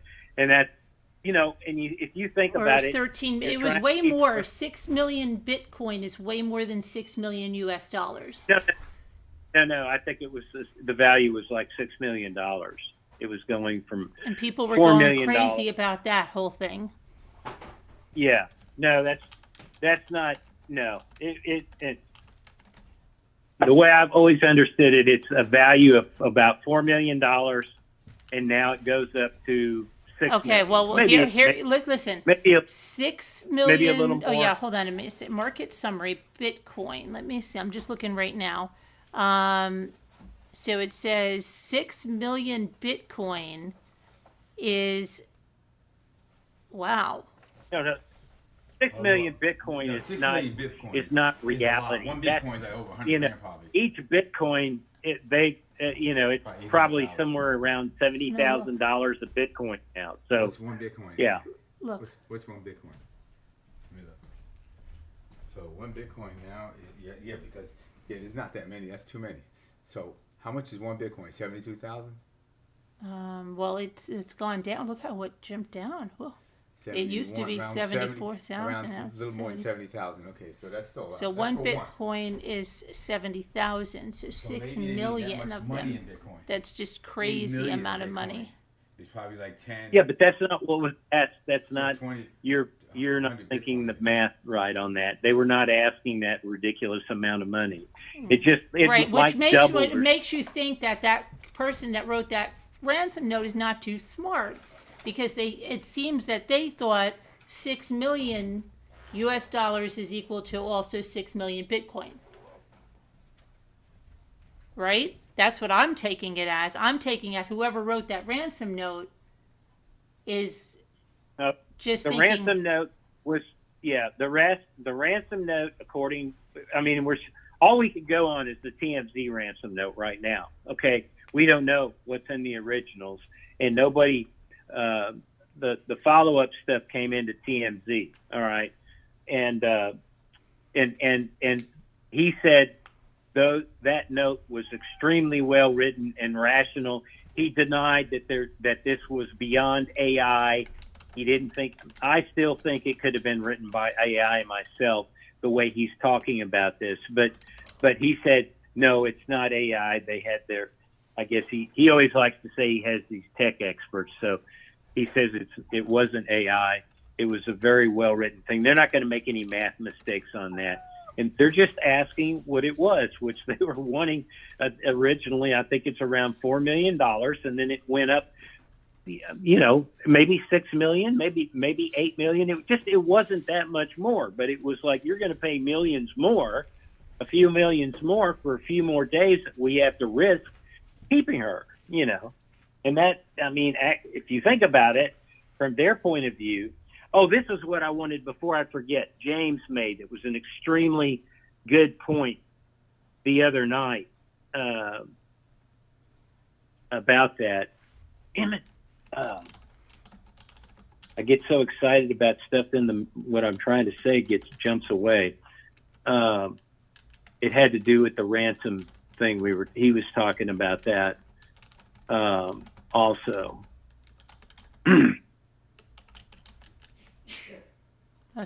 I'll think about again. Maybe I'll remember to say what it is. This happens to me. I get so excitable about something I want to point out, and then it'll slip away. But it had to do something with the ransom and the paying the thing with the family and all that. But yeah, so that to me, that anyway, this whole thing again comes across as a strategic mistake on the family.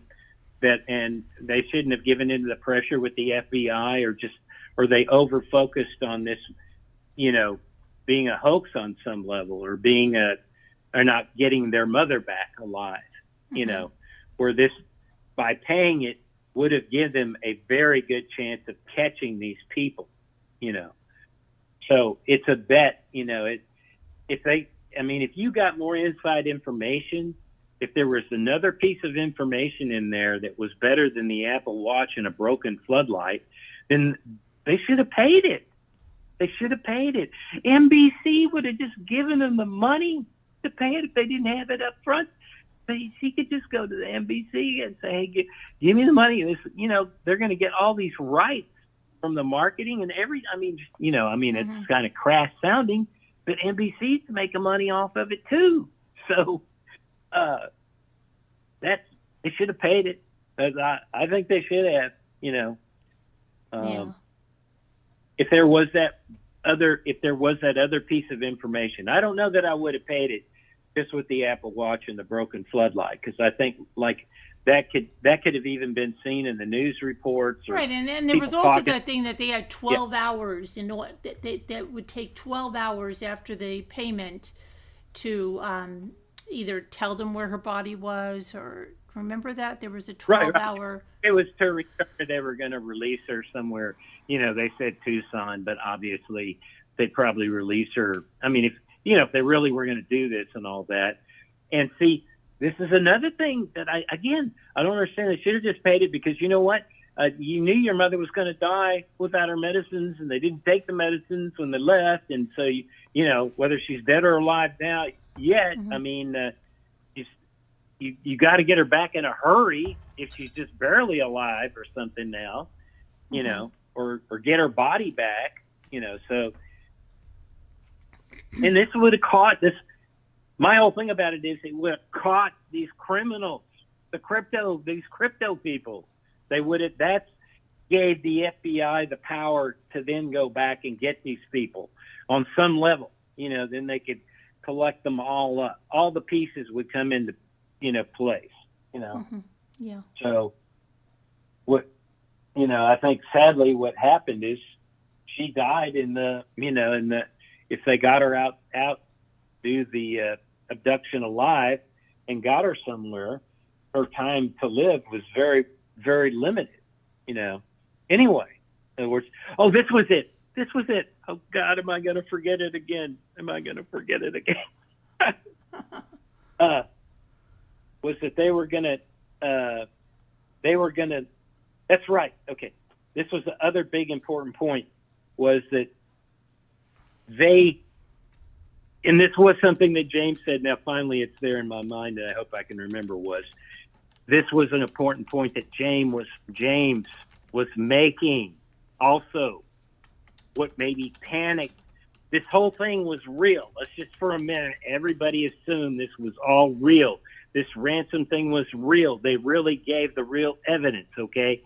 So they told her what you had to do, okay? You had to do this. We're not going to contact you back. This is it. This is the limit. In other words, they formulated a plan, okay? And they're sticking to the plan because they want to be able to get away. And maybe this whole crypto scheme thing only gives you so much time to be able to get away with the crypto. In other words, to get out of the area or carry out the rest of their plan, to get away with it. You know what I'm saying? Yeah. So they gave her a set of instructions and warned them that if you don't follow those instructions, not only are we not contacting you back, but the price goes up, okay, to the other thing that came in, but also that's it. We're just doing it the one way, okay? So, and if you think about it from the criminal's point of view, that's smart. I mean, if, you know, you don't want to be caught in trying to get away with the crime. No. So I'm just guessing maybe there's something in with this crypto timeline thing that they needed to get that into that crypto account by a certain period of time, and then evacuate, you know, carry out the rest of the plan and do whatever it is they're going to do with Nancy. You know, you'll find out whether it's a hoax or she's alive or dead or whatever, but it give them enough time to get out of town, so to speak. And they weren't going to trust any other way to collect, in any other option to be paid. And so this is where they got into sort of a dispute, I see. Because remember, I think they had already gotten the ransom note, and then Nancy, she went on the thing about proof of life, okay? That they needed proof that she was still alive, and that, yes, we'll pay, okay? So they were trying to get further the contacts with the criminals, all right? And this is where, see, maybe the FBI could have had, you know, just like they do tap lines, they tap lines. Maybe these people were thinking, oh, yeah, sure, we're not contacting them again because now they've got all their sniffer systems locked and loaded to catch us if we communicate again. I mean, you see how, if you're a paranoid criminal and you're trying to really get away with all this, and you know that you could be caught certain ways, you're not going to expose yourself.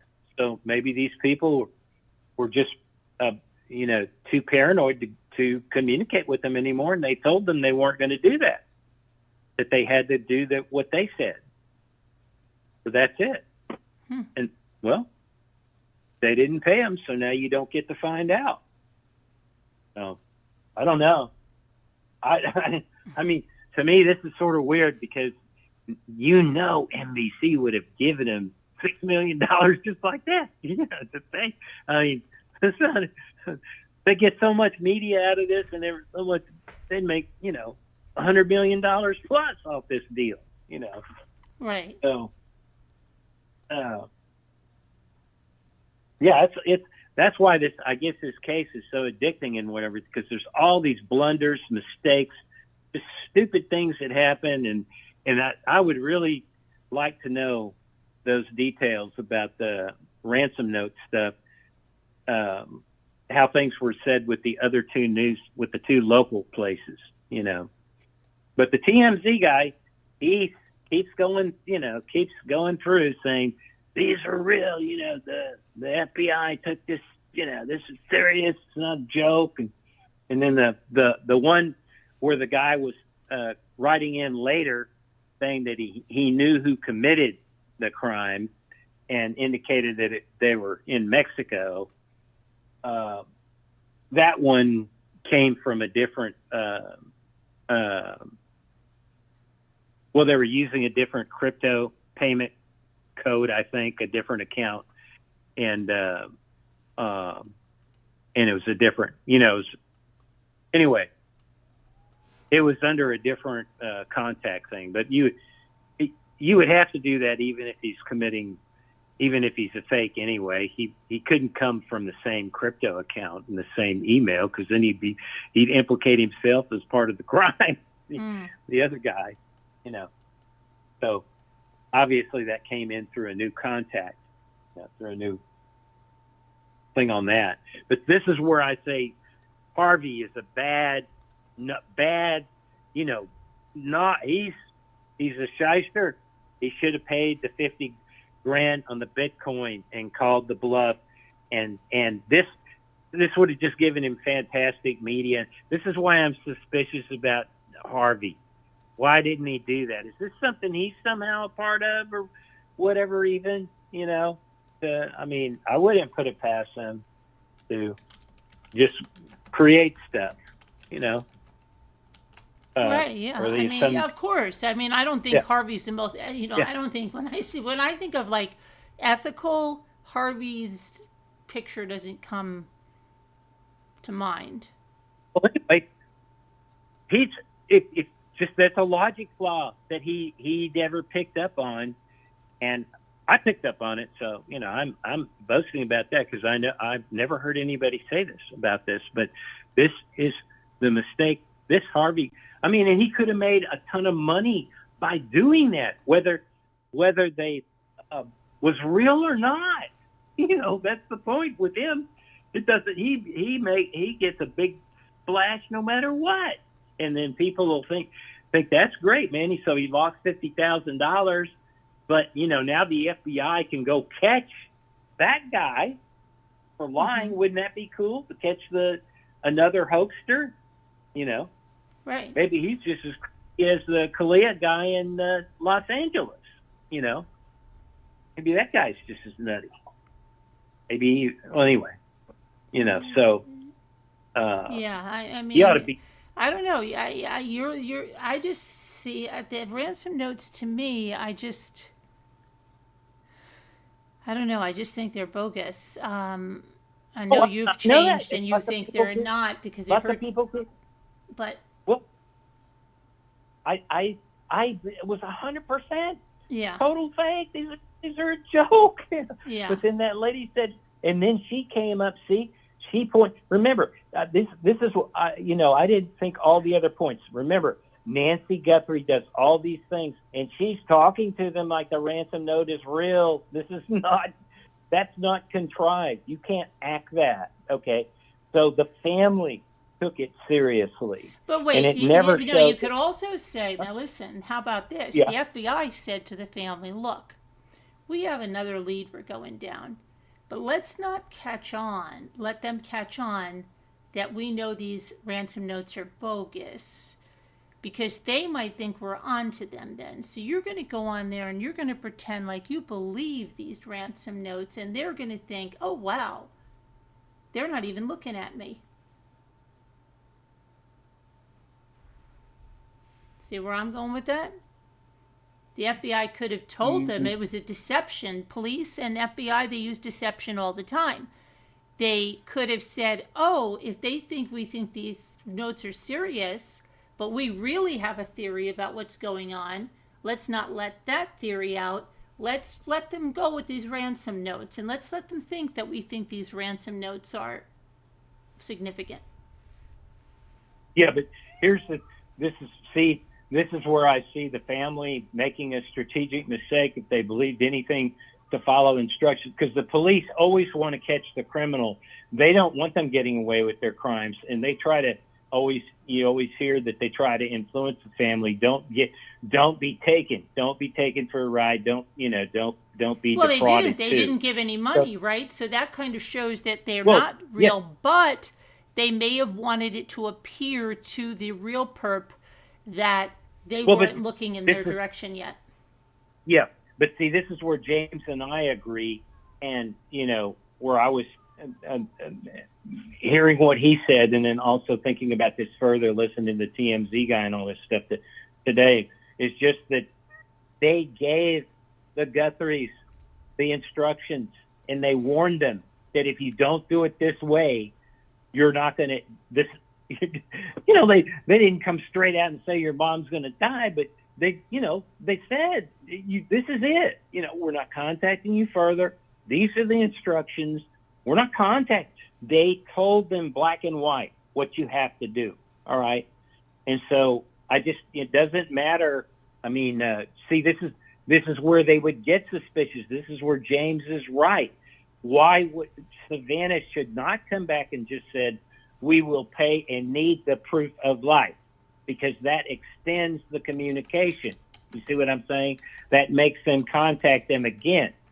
And this is where I would think, if I was the criminal, now they're all alert. Everybody's on alert. The FBI, the CIA, whoever, they got their satellites turned on. Whatever this is with the communication chip, but they got it all amped up to off the chart, analysis.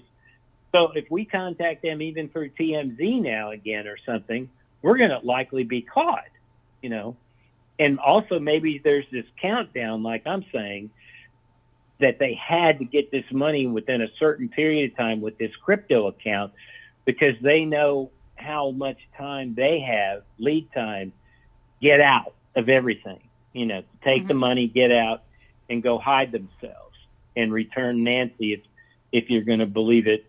She's returning alive, So that is a gamble the Guthrie family took, but they warned them ahead of time they weren't going to be communicated with anymore. So anyway, the whole thing is screwy.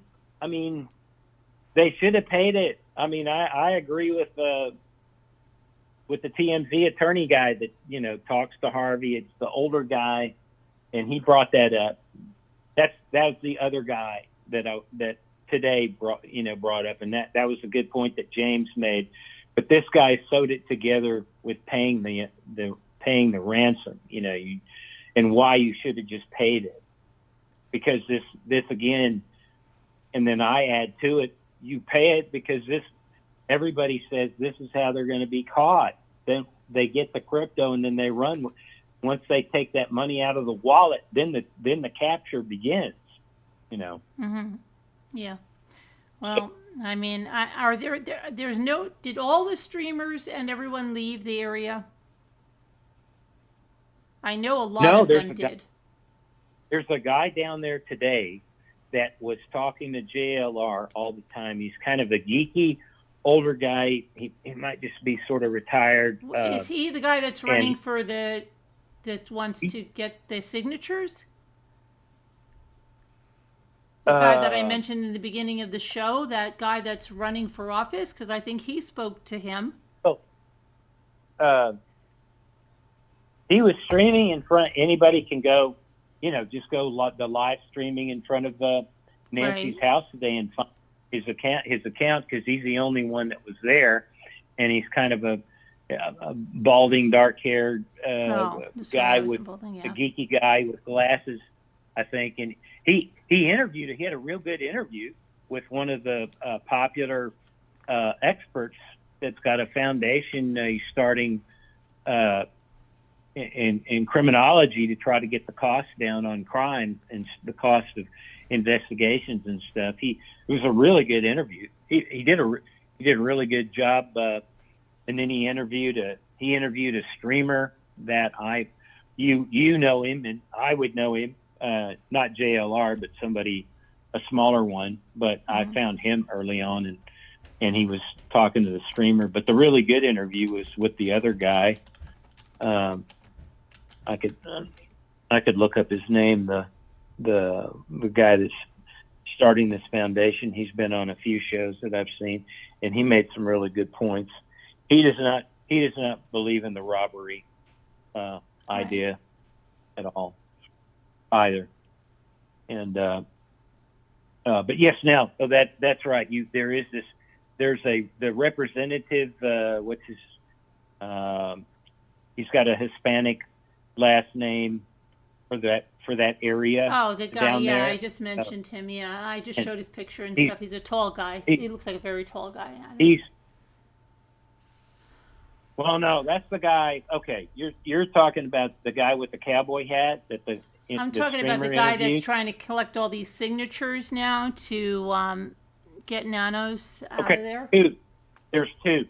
I think there's the guy that was on the streamer today wearing a cowboy hat, and he's got a beard, and I think he wants to run for sheriff. In other words, he wants to replace the guy, I think. No, the guy that I'm talking about is running for a congressional seat, I think. Let me see. I'll tell you what his name is right here. Hang on. I got his name right over here. Well, then maybe I'm mixed up. All right. The guy's name is, I'll tell you what it is. Hang on. Daniel Gutierrez. Mm-hmm. It's probably the same guy. He's got a big head of hair. I don't know about a cowboy hat, but yeah, he has a cowboy hat. He does. Yeah, he has a cowboy hat. Yeah. Mm-hmm. Mm-hmm. Recall Sheriff Nanos. Yeah. Yeah. Okay. He's in front of a nail salon posed with a cowboy hat. Mm-hmm. He's advertising the nail salon. Might know somebody in the nail salon trying to give them business too. I don't know. Well, anyway, he doesn't have a background in politics. I forget what his background is, but it's sort of a blue collar working class. Yeah, but sometimes people like that. A lot of people nowadays don't want the background in politics, right? Well, I'm not. I'm just saying. Because it sounded like it was a negative thing, but it's like, some people are like, "Hey, I've had enough of the politicians. Let's get a cowboy in here." Well, the point is that in my opinion, he's likely to get the signatures. If he gets people in the community backing him, I think he can do it. Because if you're ever going to do it, it's going to be now, because unless he's on to the crime already, and I just think I have very low confidence on the evidence that they gathered inside. Because see, as the sheriff, he wasn't there directing. You collect the evidence here, and his team went in. He wasn't. I don't think he was on scene telling them everything to do when this started. The people went down there, and they were just not experienced. His managerial style is what ruined the case before it even started, by having all these inexperienced people, because he moved people around, if you believe the story with the union and everything. And then they took another vote here because they found that gave them the union an excuse to take a vote of no confidence again, because it came out on his resume. That's another attack that they're focusing on, because that shows deception about his past. And so the police union got to do another vote based on that, and this time I think he got 100% vote against him. So every single person, and that's hundreds of people voted against the sheriff. So, yeah, everybody that works for him, anybody that can vote in a secret vote votes against him. That's in that union, they want him gone.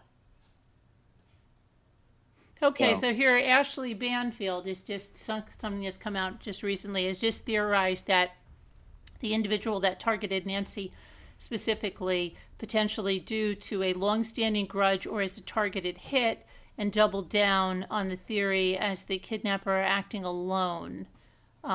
She said, I think it's too risky. If you're going to go to jail, you come forward and say, I have her. You can't get the ransom money if you killed her. So let's see. So she said, I don't think it's him, but if it's someone who knows him, Sunday she was blown away. So she's thinking it's one guy. Now people have gone and said that there was two guys, right? So let's see what else she's saying. If he acted alone, she said, absolutely. I think it's one guy, happens all the time, and they can easily haul 150 pounds over their shoulders. It's happened before. And she said, who loves this person very much until she doesn't, and then maybe she'll talk. Let me see. So she's saying that maybe someone will come forward who loves that person that did this very much until they don't anymore, and then maybe they'll talk. Oh, yeah. That's Ashley's Banford's fantasy dream. She's always going on that, and so is Nancy Grace, but especially Ashley. She just, she's fantasizing that, that they just hope her mate, their boyfriend, the girlfriend, whoever this guy is, they're going to get back at him that way. They're going to get revenge on him when they fall out of love with him. That's what, anyway, that's sort of their fantasy retribution. Think he'll get caught. They like to say that. But I honestly think if it's something like, like I just thought of this new idea where Savannah had done a story on the guy when she was doing the crime job, and then this all came back to him after he's gotten out, and saw the thing on television locally, and lives locally in the area, so now he can get his revenge. Mm-hmm.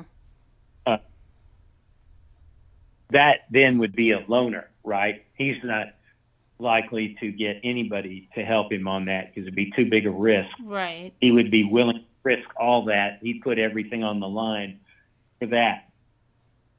Whereas the ransom is more likely, I would think, more likely to have at least two people. Okay, but doing listen the to ransom. this now. Retired Homicide Sergeant Troy Hillman said that their mistake, meaning the police and investigators, that too much information was put out in the first couple of days, and that, of course, as everybody fears, the crime scene was released too soon. But when you have multiple agencies communicating up and down different chains of command, it can create snags in information filtering. Let's see. Mm-hmm. And it would be silly to tell people, yeah, don't worry about it. You're not his target. And, then that's what he said. Yeah, it doesn't mean. From my experience as a crisis communications practitioner, when it gets complicated is when, in that same interview, he suggests the suspect could strike again. Once you put that out there, every person wants to know who's at risk and what they should be doing about it. If you can't answer those questions, you probably shouldn't lead with that statement. A warning without context doesn't necessarily protect people. It worries them, and it sits a little uneasy alongside a targeted attack. He said those two ideas need to fit together before they can go out the door. I just think a little more discipline at the podium and coordinating closely with the FBI leadership would have served everyone best as they move forward. So yeah. I think what he's saying is that apparently near the beginning, if not the beginning, he used the word kidnapping or maybe abduction, anyway, one of the two, and that this is, and he basically says that their original ideas haven't changed. And if this ransom stuff is real. The notes, which I think the ones to the local news thing, are now, in my mind's eye, real until proven otherwise. You know, the TMZ stuff is a bunch of weird stuff going on there. And Harvey is a jerk for not paying the 50 to the other guy. And just, I mean, if this guy knew, this guy claimed he knew who did it. So what a way to get this guy caught. You know, the FBI will pay him the 50 grand on the crypto, and the FBI is coming after him for sure. Because he could be he could be one of the criminals. He admitted as much on the thing, that he's got some background. So, you know, this is stupid. So, you know what I'm saying? I mean, somebody ought to get to Harvey in the media and give him some crap for that, you know, back to him, you know, the Ashley Banfields and the Megyn Kellys or whatever, because this is BS, man. Get him to go back and pay it now. I mean, see if the guy will answer. That's like a no-brainer on that. Yeah. Yeah, I don't know. I mean, okay, and here's another one calling out the sheriff, former NYPD detective Paul Morrow. Let's see. They discussed the sheriff's handling of the investigation. Morrow said the sheriff has been having those shambolic press conferences and claimed that he has been losing cops around him as they have lost confidence in him. Okay. He says he has confused people by the missteps and the different comments. Hopefully we'll get Nancy home. That's what we're all praying for. He said the fact that he seems to be telling different things to different news agencies, it leads to different stories, different perceptions of how the case is going. There really seems to be a contentious relationship, and unfortunately, he seems to have lost a lot of cops. They're saying they don't have confidence in his leadership, and once that's lost, difficult to get back. Well, I don't hear anybody supporting the sheriff. Have you? I haven't heard one single. No. The only thing, though, that I think is being deceptive, though, is they're blaming everything on the sheriff about the crime scene, and that's not 100% the sheriff. I mean, he maybe made the managerial mistakes that are 100%. If it's true that the union guy has said that they transferred out a lot of the experienced homicide detectives to other departments, but surely they would call them in and have them back on. I mean, I hope it all comes out that if that had happened, that they brought those experienced guys in the case right away because they knew the other people weren't, all right, that experienced. I mean, they really were short-term. You know, there was the union president guy was saying only 3 years were the most, and there's a 1-year probation. So most of the people on the homicide only had up to 3 years experience. And that's disaster. And that, all I'm trying to say, it obviously shows that whoever was on scene managing the, Alexa, stop. Whoever was on scene managing the crime scene totally botched that. That's not just the sheriff. Whoever did that should probably be fired. I mean, you know, that's, I bet it's somebody inexperienced. I can't imagine them doing the things that they did outside in the entryway, all the mistakes they're made. And, you know, just all the evidence still left there. Even the bracket should have been taken down carefully and preserved because he was banging on the bracket. He was touching the bracket too, you know.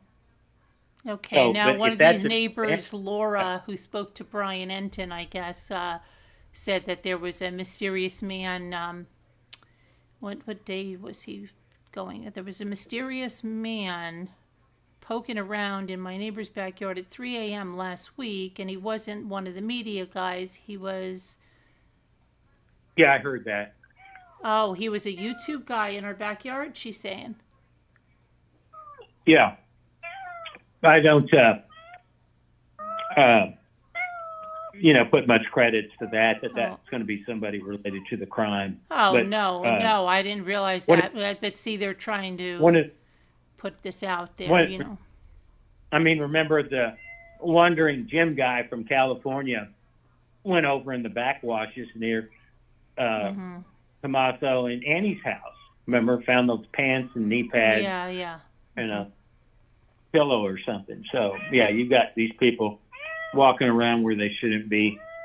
But, yeah, another thing that came out, though, with the police is not just the 11th of January, but also the 24th, Right. apparently. Yeah. And somebody's made a connection that these are all Saturdays.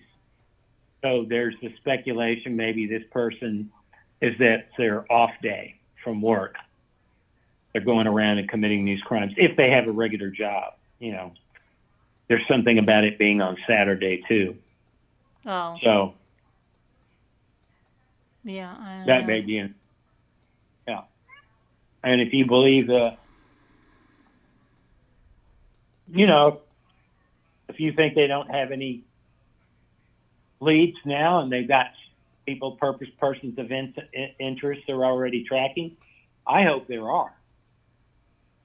I hope that's the case, because if they're just now going out and looking at the construction crew people in the area, that's pathetic. I mean, this is the 5th week away from the crime, or 6, though. It's over 6, isn't it? well, whatever it is. Yeah. It's too long to have been doing that, because that is being done. But some people say maybe that's just retracing. But it doesn't sound like it to me, because they're trying to get details on construction workers and stuff. I mean, these are things that Inta and other streamers are talking about here lately. So that's weird. And he's made friends with local residents. So they're telling him who's coming back and asking questions. So now the FBI has come back in the neighborhood and asking about the construction workers and stuff like that. So some people are saying that's not a good sign, because then maybe that means they don't have any.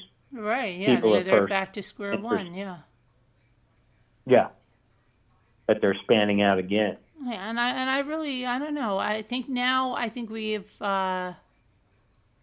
have reached where I said I think it. Let me see. I'm going to see if we've officially reached the deadline for Koberger, because I said once you get there, then I kind of What'd you say, 46 lost hope. days? And then Is that what somebody you said? reminded me of Delphi and said Delphi, it was, how many years? Years before they got Richard Allen. And then people don't even believe Richard Allen did this. So I don't know. I'm going to interrupt, because there's one more thing. I swear I've had this terrible stuff getting off my tongue, and I want to remember this one. This is fascinating if this is true. And this might be true, or it's an AI hoax, and this will be easy to find out. And this could be an extremely important thing. If you remember, early on, let's say, relatively early on, once they started releasing videos, there was that guy by the dumpster trying to get in that gate and he had 2 backpacks, right? Mm-hmm. And here's one thing I thought of. If you notice that guy vaped, okay, what if somebody else mentioned this? One of the police detectives or somewhere mentioned this, but he did. So maybe I didn't originally think of this idea. It came from him, but I looked at that walkie-talkie antenna thing that people are saying were a walkie-talkie, and I was thinking, and somebody else, I think that one of the police people said too, oh, no, I put it together on the walkie-talkie antenna. What they were saying, this person, his eyes seem kind of glazed. And she's good. Her name is Maureen O'Connell. Maureen O'Connell, she's really good. I like her. If people want to know somebody to listen to, I like her a lot. Maureen O'Connell. She's almost a Hollywood detective, I swear. She could be play a Hollywood actress, detective, just kind of her personality and her looks and everything. She's a little older now. She's retired, but still, I mean, I swear she could star a detective story. She's got this something about her personality. She's real black and white, hard, pretty hardcore, straight to the point. She's got this kind of tough look in her face, but she's pretty at the same time, blonde hair. Anyway, she's sort of this idealized Hollywood detective, I would say, but she's not an airhead. She's very sharp. And she was the one that talked about, she thought maybe this guy, in order to pull off this crime, and the way he looked, he was so calm and his eyes were dilated. She was speculating that he might have taken some drugs, to carry out this type of crime. Just the way his demeanor was, it wouldn't surprise him, in the way he did the goofy thing, picking up the flowers, So that was her interpretation. And then I thought, this is a unique idea. I thought, somebody mentioned this. I'm going back now to the guy that they caught on video. The one I'm talking about, where he was walking across the Ring camera screen towards a dumpster in a gate, and he threw his backpack over the gate, and he was trying to get in, and he couldn't, and he walked away. Okay. I remembered that he vaped there as he was coming up or leaving. He pulled out his vape pen and were pinned. So I thought maybe the walkie-talkie antenna could be a vape pen. It could be the same guy even. But that could be another thing that was in that guy's pocket. That could be a vape pen. And then because that other O'Connell lady said she thought he might have been on drugs, that made me think maybe that could have been a vape pen. But the main thing, this is the cool thing, if this is real, and this will be cool to just determine, to find out if in that original video that came out, that should be able to be found easily online, was that, and this is true, when they published that video and I was looking at it, because I was looking at it carefully, you could expand it up or contract it down. And I remember that I could contract it down more than the original video that I started looking at, okay? Because I wanted to magnify it some, so I blew it up. But it was already sort of blown up. And somebody found, and so I'm guessing this is true, unless this is an AI fake, but this will be so cool to find out. But guess what? Somebody shrunk it down to the original size and then saw on the street behind a car with their lights on, and guess what it was? Guess what it was? A Kia? No, it was the white Soul that was taking pictures of getting out of that neighborhood. The thing that got all the news. There was a white Soul back there that had its lights on. So that was a running car, or had its lights. I mean, it's in the same scene with this guy. Now that's now you get to the level of an insane coincidence. That's what it is. That could be tied to the thief that's in that neighborhood carrying out crimes, with the white Kia Soul sitting in the background with its lights on. But you don't see it in the way the audio is posted. That's what I said, the Kia. I said the Kia.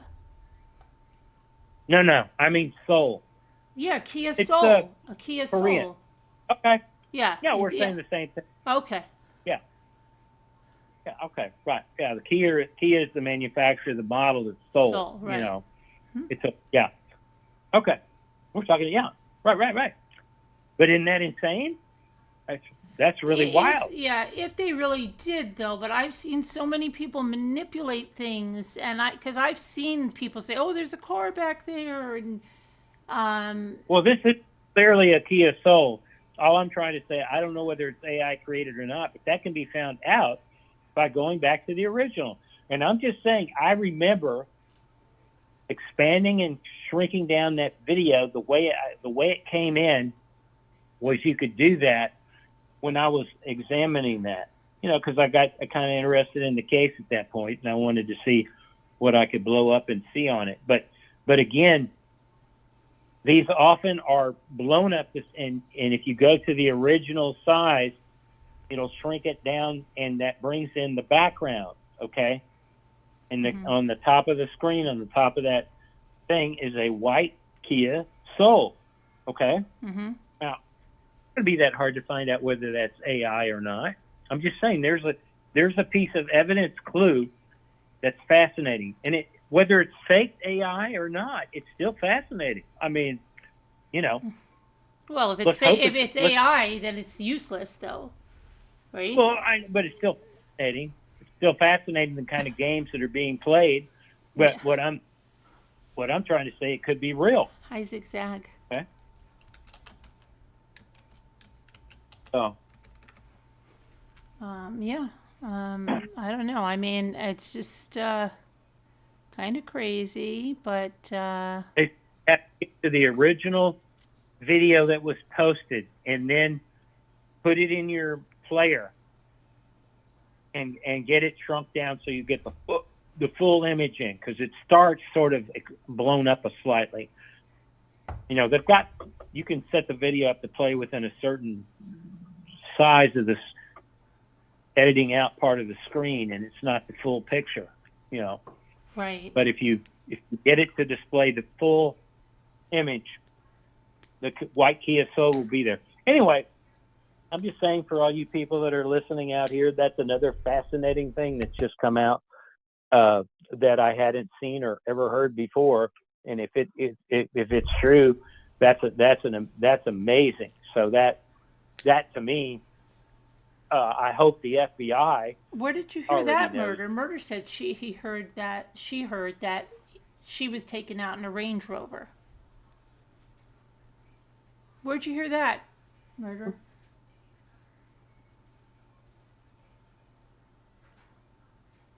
Wonder where Murder heard that.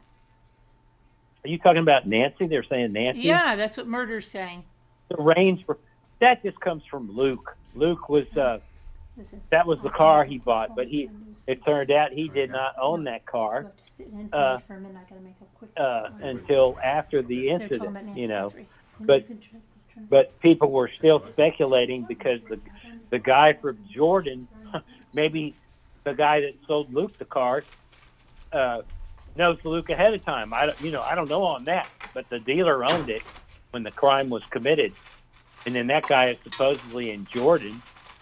But if you remember the pictures of to me, the guy in Jordan looked better like the criminal than the other guy. Oh, I charged it.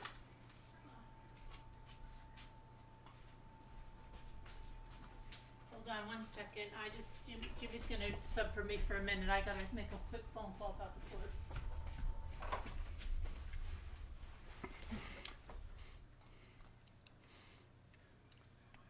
Hello, everybody. Let me see, how do I do this? Hey, how you doing? Okay. And Getting warm? Huh? Go ahead. I said y'all are getting warm again, or are y'all okay with the fire burning? She said you had a fire burning a stove, wood burning stove. I mean. Yeah, we have a fireplace insert, and it can get us by, It's it's called a heatilator, it looks like a fireplace, but there's little vents right beside it. It takes in air from the bottom and shoots it around up top. Oh yeah. Yeah. Circulates it in the room. Yeah. That's better than the original kind of cast iron thing. This is a little more efficient. What you have, it sounds like. Yeah, a lot of the heat in the fireplace goes up right out of this as smoke, and that's what that does. High murder of crows.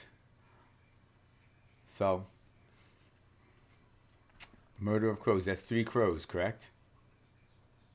Oh yeah, and Duke and Dassy. I'm not messing with the computer anymore. I think it's because what I did was this has like a AMD video card in it. A pretty big video card.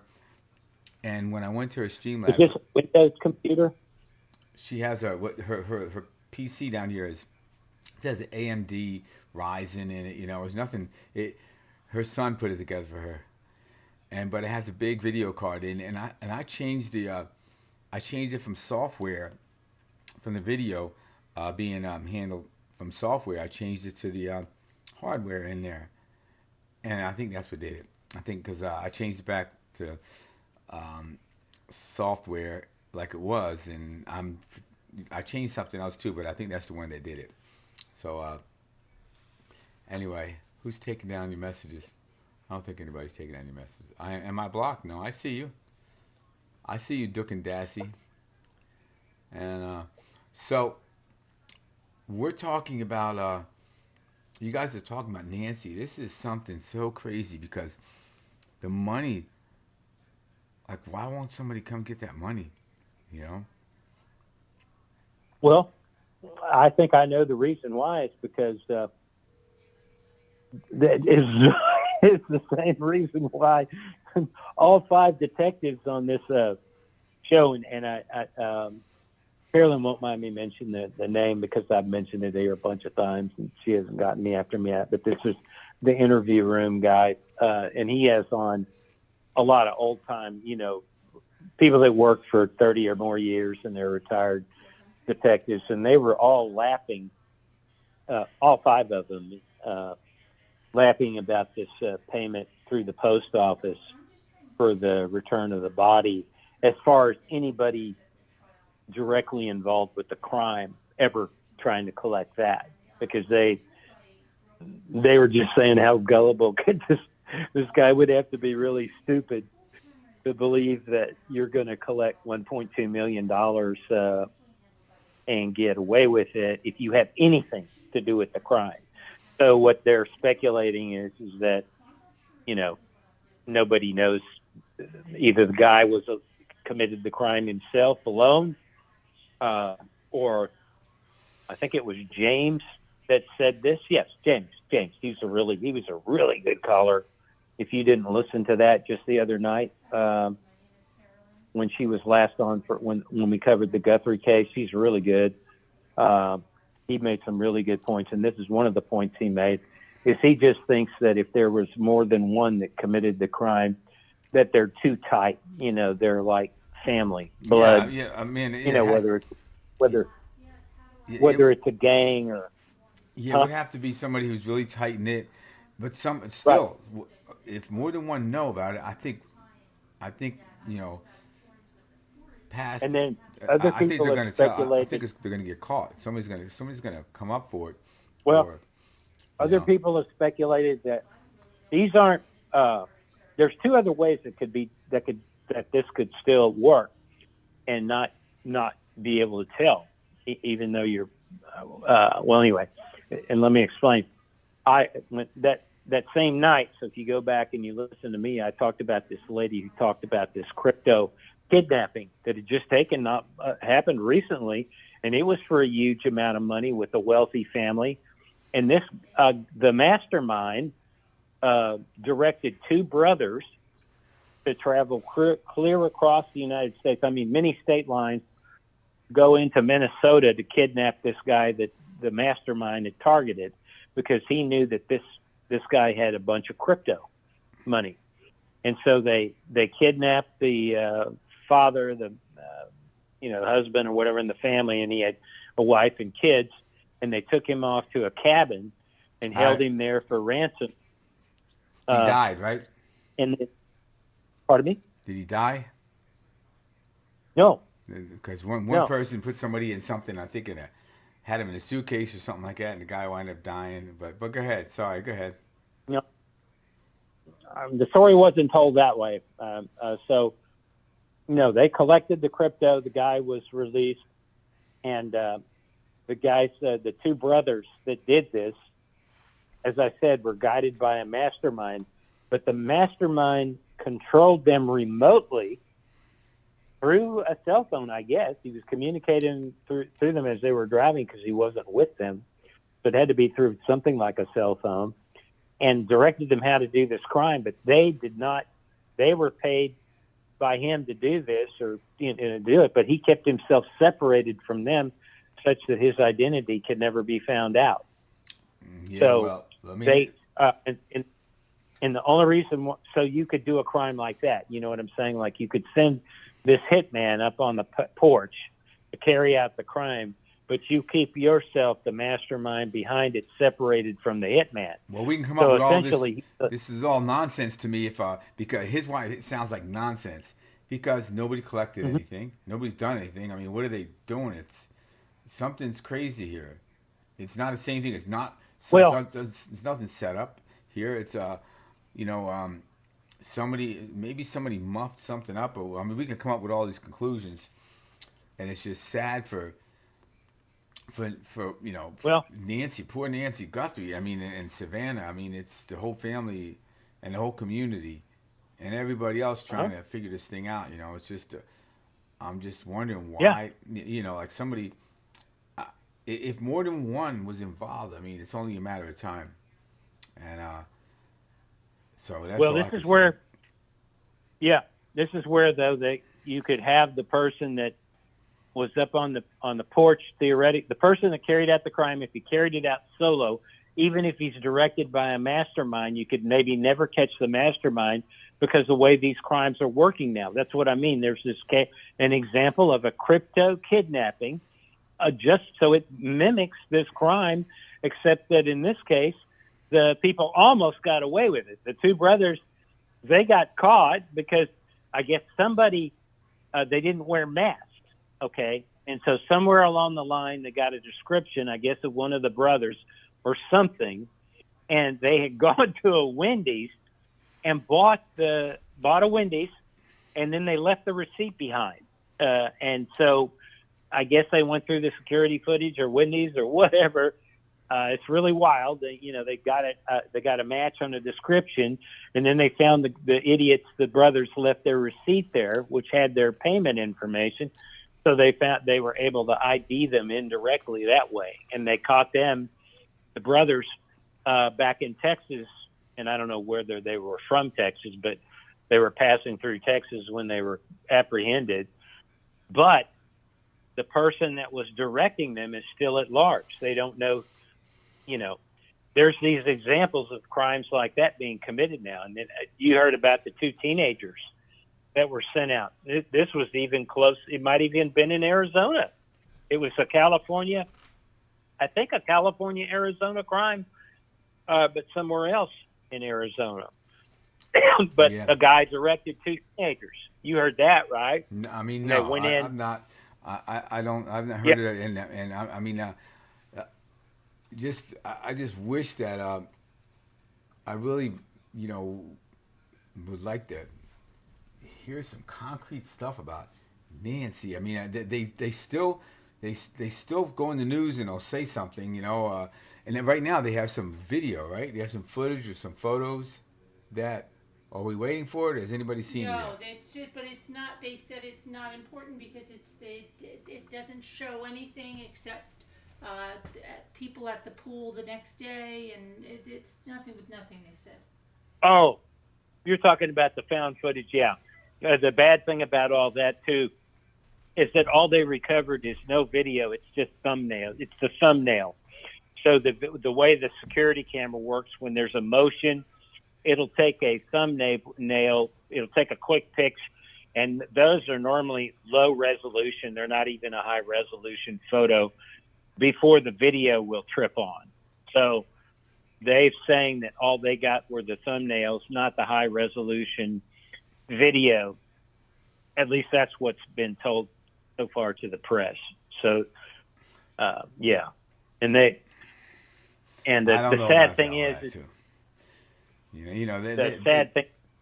Huh? They've got more. I'm sure they've got more. They're not telling us what it is, and maybe they can't make anything of it. And I mean, it's kind of late to be locking everything down. They were late on locking it all down and trying to also ask the public for help. I mean, it's but they have more. They have to have more than what we have. If that Ring video, if they took the camera and they had that much uploaded at Ring. I mean, there's other Ring cameras there too. They said, and we have not heard anything of the footage that was, derived from those, and they may not even have taken them. I mean, it's just the whole thing is just crazy. It's just a shame, and in the end, is it going to say that the sheriff messed this up? I don't know, but I'm sure he wanted. I'm not saying, he wanted to catch these people, and then you hear the problems. I hope he had inside information, because that's what I'm gambling. I'm still 50-50 that they have some at least persons of interest that they're tracking already. Yeah, and they're on a catch and release, is what I call it, where they know that they're part of the crime somehow, or they even know pieces of the puzzle, but they've got to build the case and make it airtight. absolutely. And some of this they've screwed up with their evidence collection. They've really messed up the evidence that was collected outdoors, so they've got real problems, in prosecuting it. And that was something that just talking about this here just a second, I thought the sheriff made a really flippant remark regarding this, because he was questioned about, opening up the crime scene just one day, within just after 24 hours, and not collecting stuff off that. And is what I thought was a flippant response was, they were saying, don't you think that you should have, not done something like that? And they said that's could mess up the, the case. And he said, well, we'll just have to deal with that in court, so meaning that he sort of admitted that they've really messed up aspects of this case already. And then he's pushing it to when it goes to court. But that's where everybody is just all, criticizing this sheriff big time, is at that end of the thing. Sure. That's where he's going to have real trouble prosecuting, because they a lot of expert attorneys and even detectives are saying there's a high likelihood a lot of this stuff's going to be thrown out by the judge. There's things that should have been entered into evidence that are probably going to be thrown out, but and call into great doubt, because of the contamination of the crime scene was so much that happened that they got real problems, But I'm just hoping that they got lucky with a lot of evidence inside the home, Yeah. Well, I know. I mean, it's like, before we even talk about throwing out evidence, I'm pretty sure I wish we'd just catch somebody, and then see what evidence they do have. What evidence is going to lead them to catch this guy? They're going to have something, like you said. They've got to be. Hopefully, they have something where they're building a case, and they have the eye on somebody, and that's going to have to take evidence in order, for them to get the warrant, or know that the warrant's going to be good. Get the grand jury to, do whatever they have to do there. So I just, I mean, I just wish, there was something more than what we have. I hate to say it. It's sad. Honey, want to get back over here? I'll go. Yeah. So, anyway, I got to go, you guys. Nice talking to you. And Ramona, I don't really even know who this was we were talking to, but nice talking to you. Who am I talking to? Who are you talking to? I'm Space Cat. Space Cat. Oh, Space Cat. Okay, Space Cat. Hi, Space Cat. Nice seeing you all. B-Lady. Scooter. Hi, Scooter. I didn't see you there. Sorry. And we have High Speed. Murder of Crows. And I got to get ready to go. Who? Murder? Three Crows. That's Murder of Crows. Murder of Crows is Three Crows. No, right? Murder of Crows is what they call a whole... Maybe the 3 or more crows? Maybe it's 3 or more. I don't know. Okay, it's a whole punch of crows. Maybe it's 3 or more crows. It's a raptor. Duke. Yeah, I'll watch Carolyn's computer from now on, and I'll be careful. Thanks for reminding me. Please always do that for me. Help me out here, because I might get sidetracked. All right, you guys all talk later. Zigzag. Why What's going on with Zigzag? Is it Zigzag? Remember those Zigzags? I remember back in the day. Anyway, nice talking to y'all. Bye. Let me see what I have to do here. Shut the sound off? No, you don't Not shut the sound? Just- Okay. That's okay. All right. All right. You shut the sound off, did you? No, I don't think I did. Okay, I hope not. Can you hear me? Yes. Okay, good. All right. I had to make a quick call, and they might call. I don't know. I'm missing a lot of calls. I hope my ringer is on because it was on loud, and it's anyway. Now, does your husband like the crime cases? I mean, does he follow the true Not crime? really. Not stuff? really. Yeah. Okay. No, I mean he's gotten into it since, a little more than he used to, but I mean, a lot of times he when I saw Chris Well, Watts. that's okay. Jimmy, you should be eating all that. Yeah. Chris Watts. I was just curious. Oh. Chris Watts for my husband's eating a lot of junk. Chris Watts for the first time that he didn't know he was. I said that guy's guilty like crazy. He's like, really? I'm like, oh my gosh, yes, he did it. And he's like, no, really? He used to be like that. Now he's a little more on the ball, right? Little more. Yeah. I think I fixed it now, but I'm going to need it because that lady might call me back about the trial. Okay, there's a really good trial coming up tomorrow, opening statements. It's in Hawaii. It is outrageous. It is about a doctor who tried to get his wife to go take a selfie on the edge of this cliff in this hiking trail. God. And she knew she was trying to push her off. I don't even know how this woman survived. He got her, then he started hitting her like 10 times in the head with a lava rock, and he was just killing her. And then I think some people on the trail saw this, and they finally got them separated, and now he's going to trial. And this is a really quick trial because I think this happened around March of last year. I don't think he did it. Oh, come on, Jimmy. Please. He's joking. But yeah, and it's just an attempted murder, or he didn't carry it out, or did he? Well, it's an attempted murder. He was carrying it out. He finally, I don't know how the woman didn't die, but she didn't. But he was full on going to kill her. So. Oh, you mean he pushed her off the ledge or something? No, he was trying to push her off, and then she was fighting him, and then he was bashing her on the head with a rock. And he was doing a bunch of other things, choking her, I'm going to go over the case again probably tonight. But, yeah, he was doing a whole bunch of stuff. I don't know how that woman survived. She was strong as hell, let's put it that way. And some people then, I think, intervened or started screaming, and he ran, and it's horrible, yeah. But that's going to start. It was supposed to start today, and now they're saying the opening statement is going to be tomorrow or Friday, which I'm trying to figure out. But their pool cameras are all different than they are in the how they usually are. So I'm going through all these different people, and the people are really nice in Hawaii. The reporters and everything that handle these pool cameras, they've been so nice. Because when I first called today, they're like, oh, it's 6:30 in the newsroom, but, if you call back in 3 hours, I'm like, okay. But, yeah, so I've been having to run around a lot on that. Did you miss a live? No, Bling was not blinging last night, Dookie.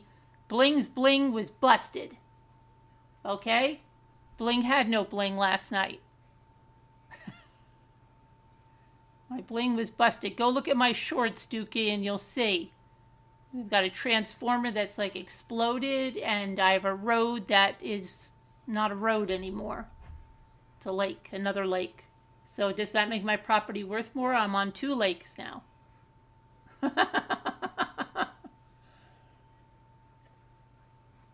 I don't know. Bling wasn't blinging, Dookie. Hi, B lady. What scared you and caused you to think about Nancy was that they attached some of them through a phone app. What? I don't know what B lady's talking about. Oh, Mexican cartels, street gangs? No, I don't think so. You have family in town till tomorrow. Don't worry, you didn't miss it. It wasn't blinging.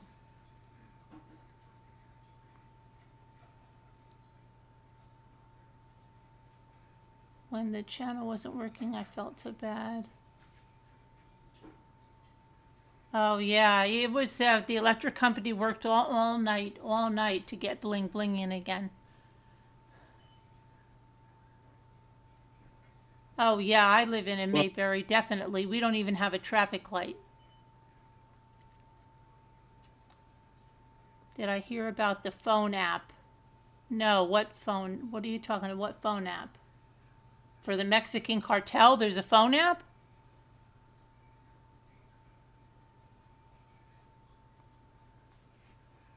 That's what I'm saying, High Speed. And a lot of things gets out in a small town, especially around police and stuff. Scooter could tell you she was married to a police officer.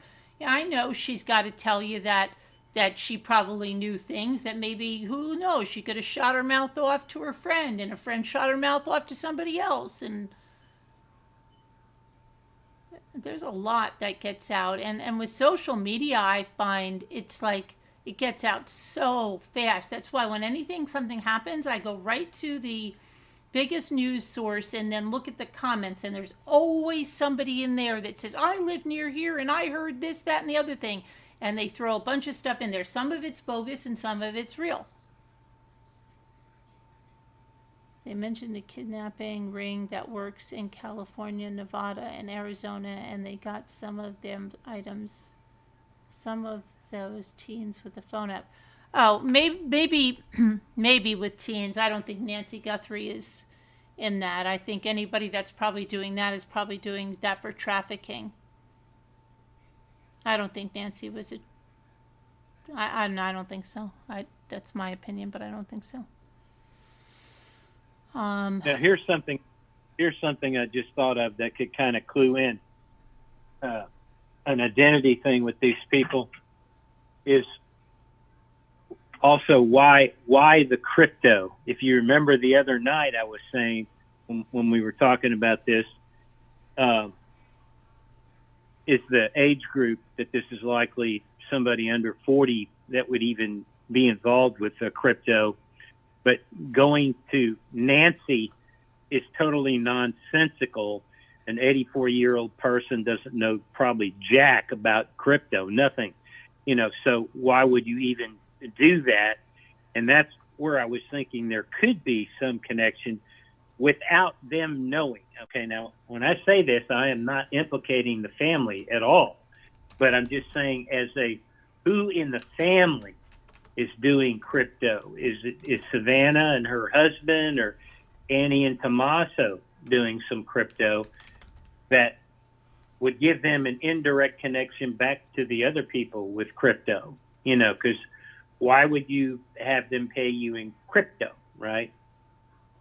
And that could be a possible lead. There might be some kind of weird connection that way, But it definitely, if they don't have any connections to crypto at all, like anybody in the family trades in crypto or anything like that, then I think that gives some major clues about the, just the perpetrators themselves, It gives you a certain psychology profile that there's a tremendous amount of criminal activity is carried out in crypto. So tends to make them more part of the crime world, and also a younger age group where people really get into that. It also could involve more conspiratorial type of thinking. There's a ton of people that are in crypto because they hate the dollar, they hate government, all this stuff. So that builds up a profile. Right. But so I think those are, this is something I have not, I wish like the big channels would cover this idea. I mean, this is a good idea to discuss, so there could be some connections this way that I haven't heard people talking about. Yeah. So I don't know. It's There's just plenty of- I think it's I'm getting towards, like I told you, this is going to be the day unless they make an arrest really soon or something. I think we're looking at another Well, John Bonet. do you think this is just an arbitrary crime? Like, you use the example of the neighbor just offing her so they have to sell their house or they're gambling. Yeah, I think I think she was a hindrance in some way. I really do. It's the only thing that's plausible to me is that Nancy was a hindrance in some way to somebody. They wanted her gone. It was important that she was gone. It wasn't a burglary. It wasn't a kidnapping. They weren't returning her. They needed to make her gone. It's a hit. It's a hit. Okay. That's what I believe. All right. What about Savannah? That being an act of revenge or no, something along because I those truly believe if it was an act of revenge in Savannah, they would go closer. They would go to her kids, her husband, her. But they all live in New York, and this is localized to Tucson area. Yeah, I know that, but she was. I don't think her enemy is going to be living in Tucson. I think she's likely to. They're going to be outside of Tucson, so they're not going to want to go to Tucson. You don't think that's possible from the area? Well, no. See, that's where I don't think it is. I think if it was Savannah that they were upset with, they were not going to go to her mother. They're going to go to her kids, her husband, her. Just like, look, they went in Rihanna. They went to Rihanna. When they went to Taylor Swift, they went to Taylor Swift. They didn't go to Taylor Swift's parents when they're stalking her or something. John Lennon, they didn't go to people. They went to John Lennon. You know what I mean? People usually go to the people or very, very close, meaning their children or maybe their spouse. But to go to their mother is kind of weird. What about them knowing that she has a connection to the wealthy person? Her daughter is extremely wealthy, and they hear that in the news media. But what would they get? They didn't want anything for the wealth.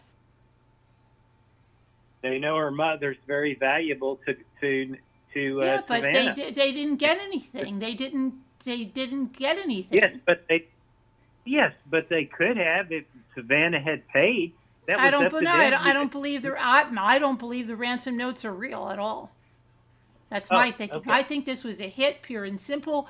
Somebody wanted Nancy out of there for whatever reason. So you think the ransom notes are totally unrelated to the original crime? Absolutely. They have nothing to do with the original.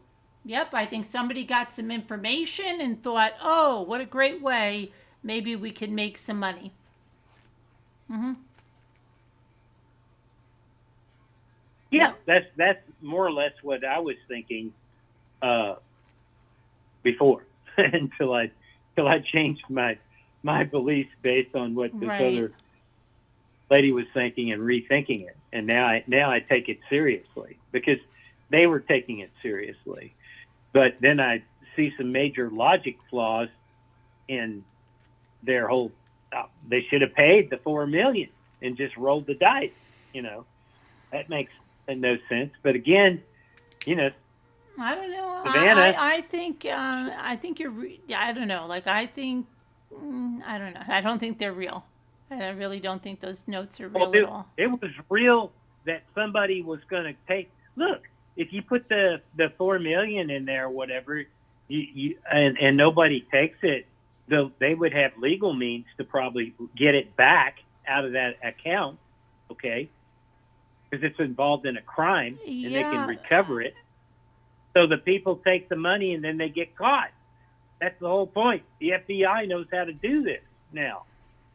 So this whole thing comes across as pretty stupid. I mean, you want to catch the criminal. Hi, Super Chat. And there's nothing you can do whether your mom's dead or alive.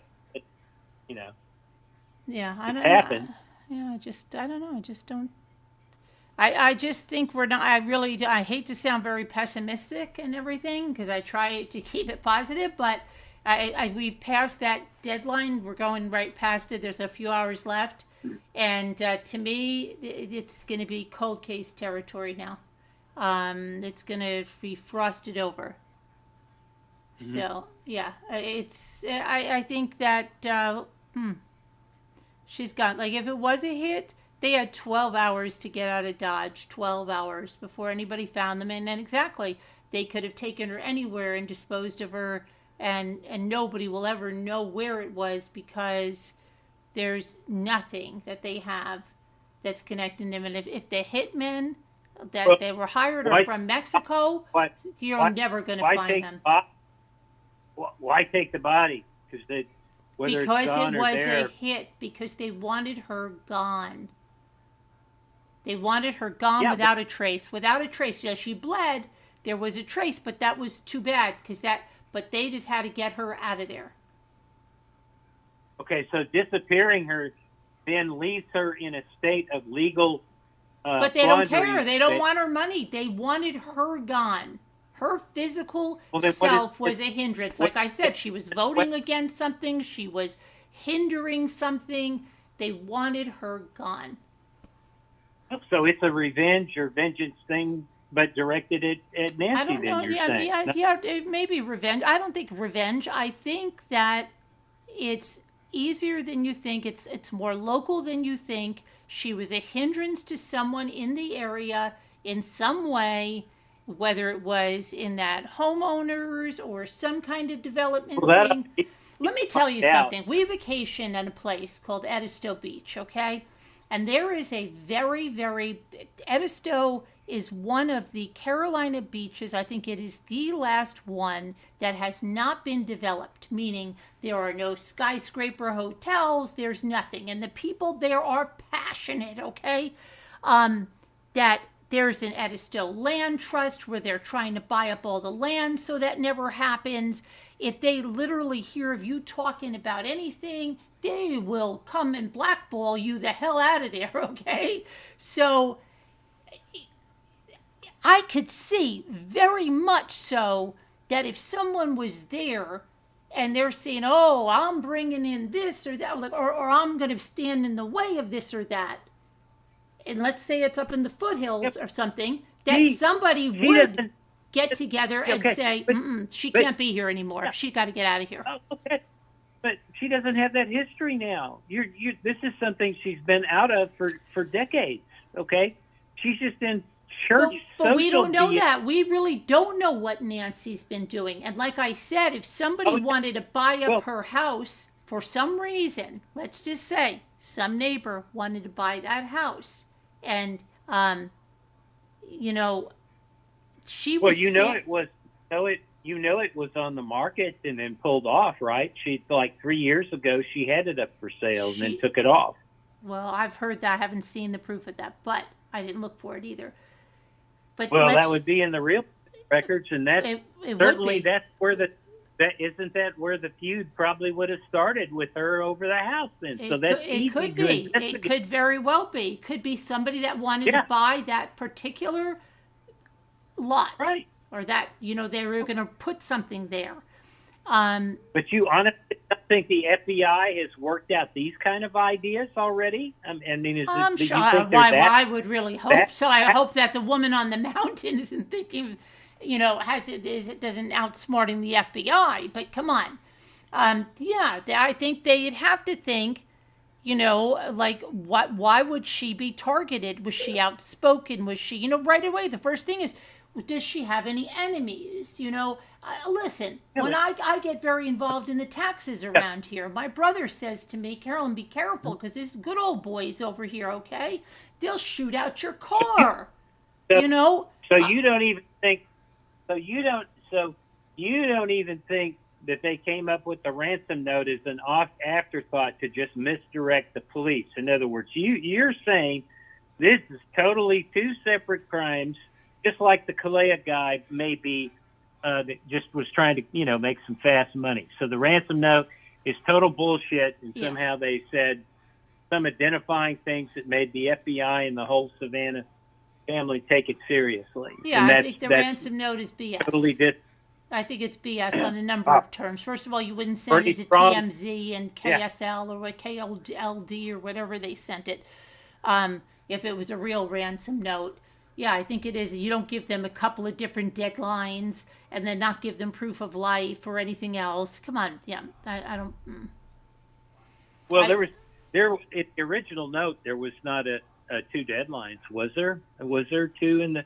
That was only the TMZ. Was that something that came after they there got was a a second? Thursday deadline. It turned to a Monday deadline. I just don't believe any of that is true. Hi, Aldecor. Yeah, but TMZ is different than the notes to the local news, and that even the TMZ guy admitted that. So. Well, I just don't believe any of the ransom notes. I think that's just like a red herring. That's all it is. Okay. I really, if you want, I mean, my thing is it is a targeted hit. She was a hindrance to someone. They wanted her gone. It wasn't her money. It wasn't anything. They wanted the woman gone. Well, it sounds like it had to be pretty arbitrary, except on something like the house issue, and it's like I don't know. I mean, there could be a lot of issues. Like, look, people kill people for parking spaces now. I think, yeah. That sets up a certain personality profile that nobody just starts acting that way out of the blue. But they do now. But they do now. They do. People have gone, really. are like, you know what they used to call going postal? They're going postal over everything now. You look at them the wrong way. How many people have killed because their fast food wasn't hot enough? Okay, how many people have killed in the fast food? Have you read it? Like, I cover this every night. People are killing people because the sandwich wasn't made right. They had to wait 5 extra minutes in the drive-through line. Somebody looked at them sideways. They're bringing out a gun and they're blowing that person away.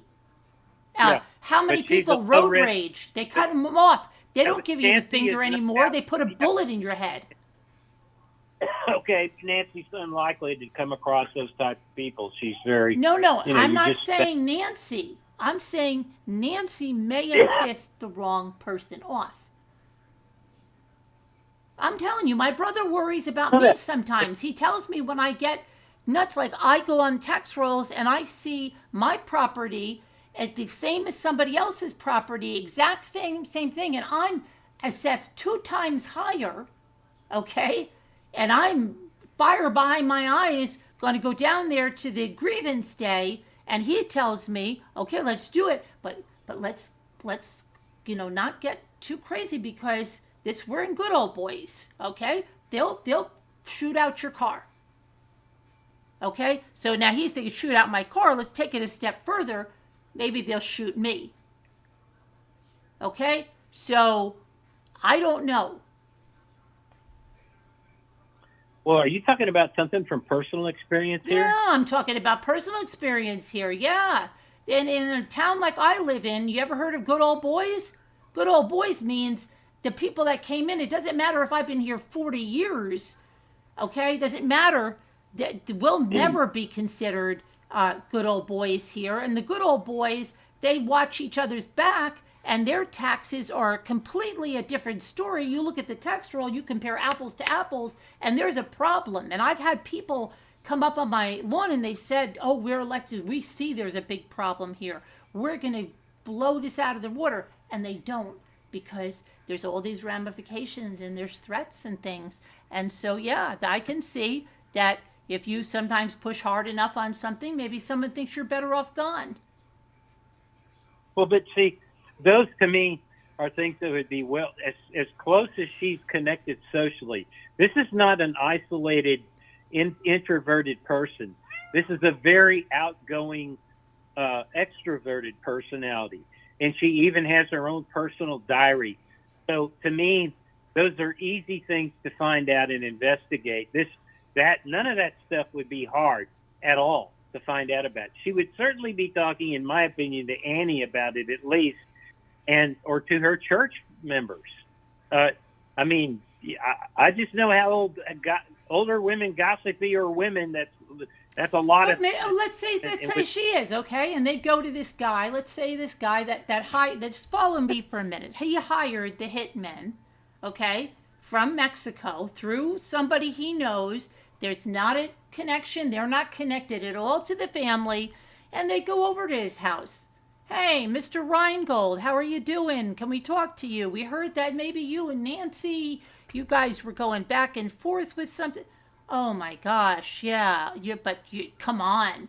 You think I would do something to that woman? Like, oh, really? I would never do something. They don't have his DNA. They don't have, he's got his alibi straight on forward of Yeah. everything. Okay. So then what?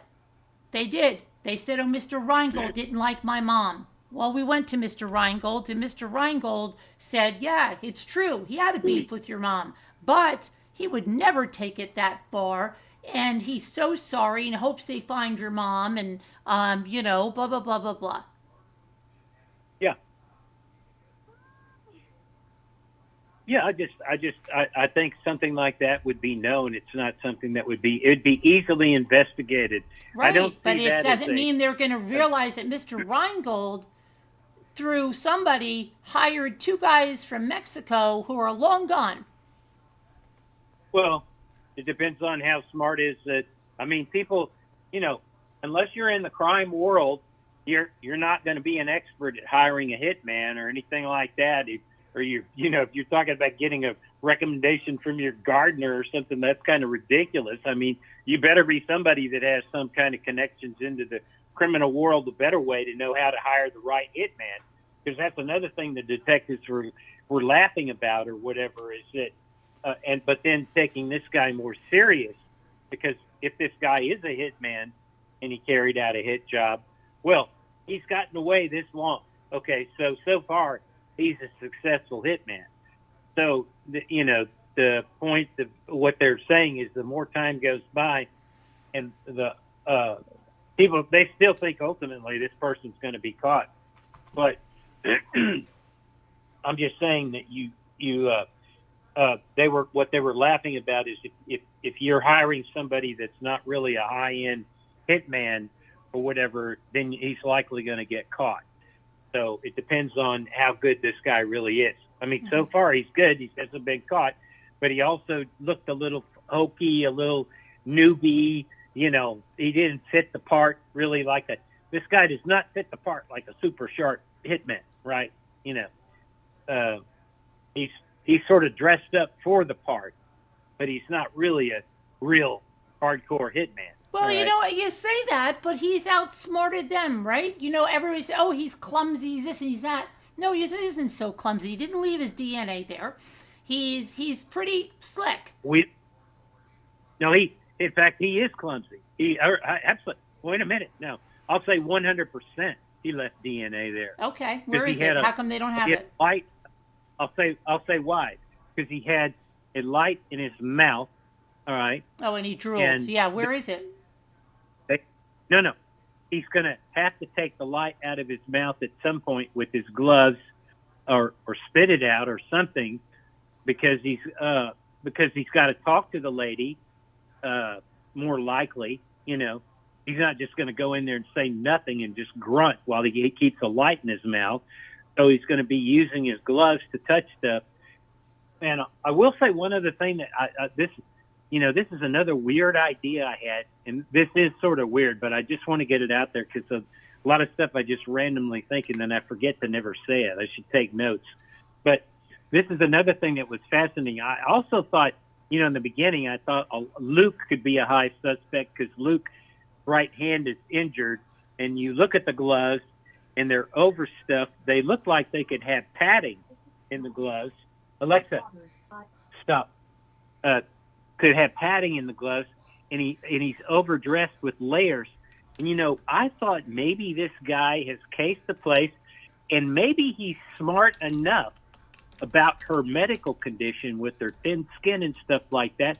Maybe this guy is, this may sound laughable, but maybe he's padded himself up a little bit because gloves have some padding in it and it's softer.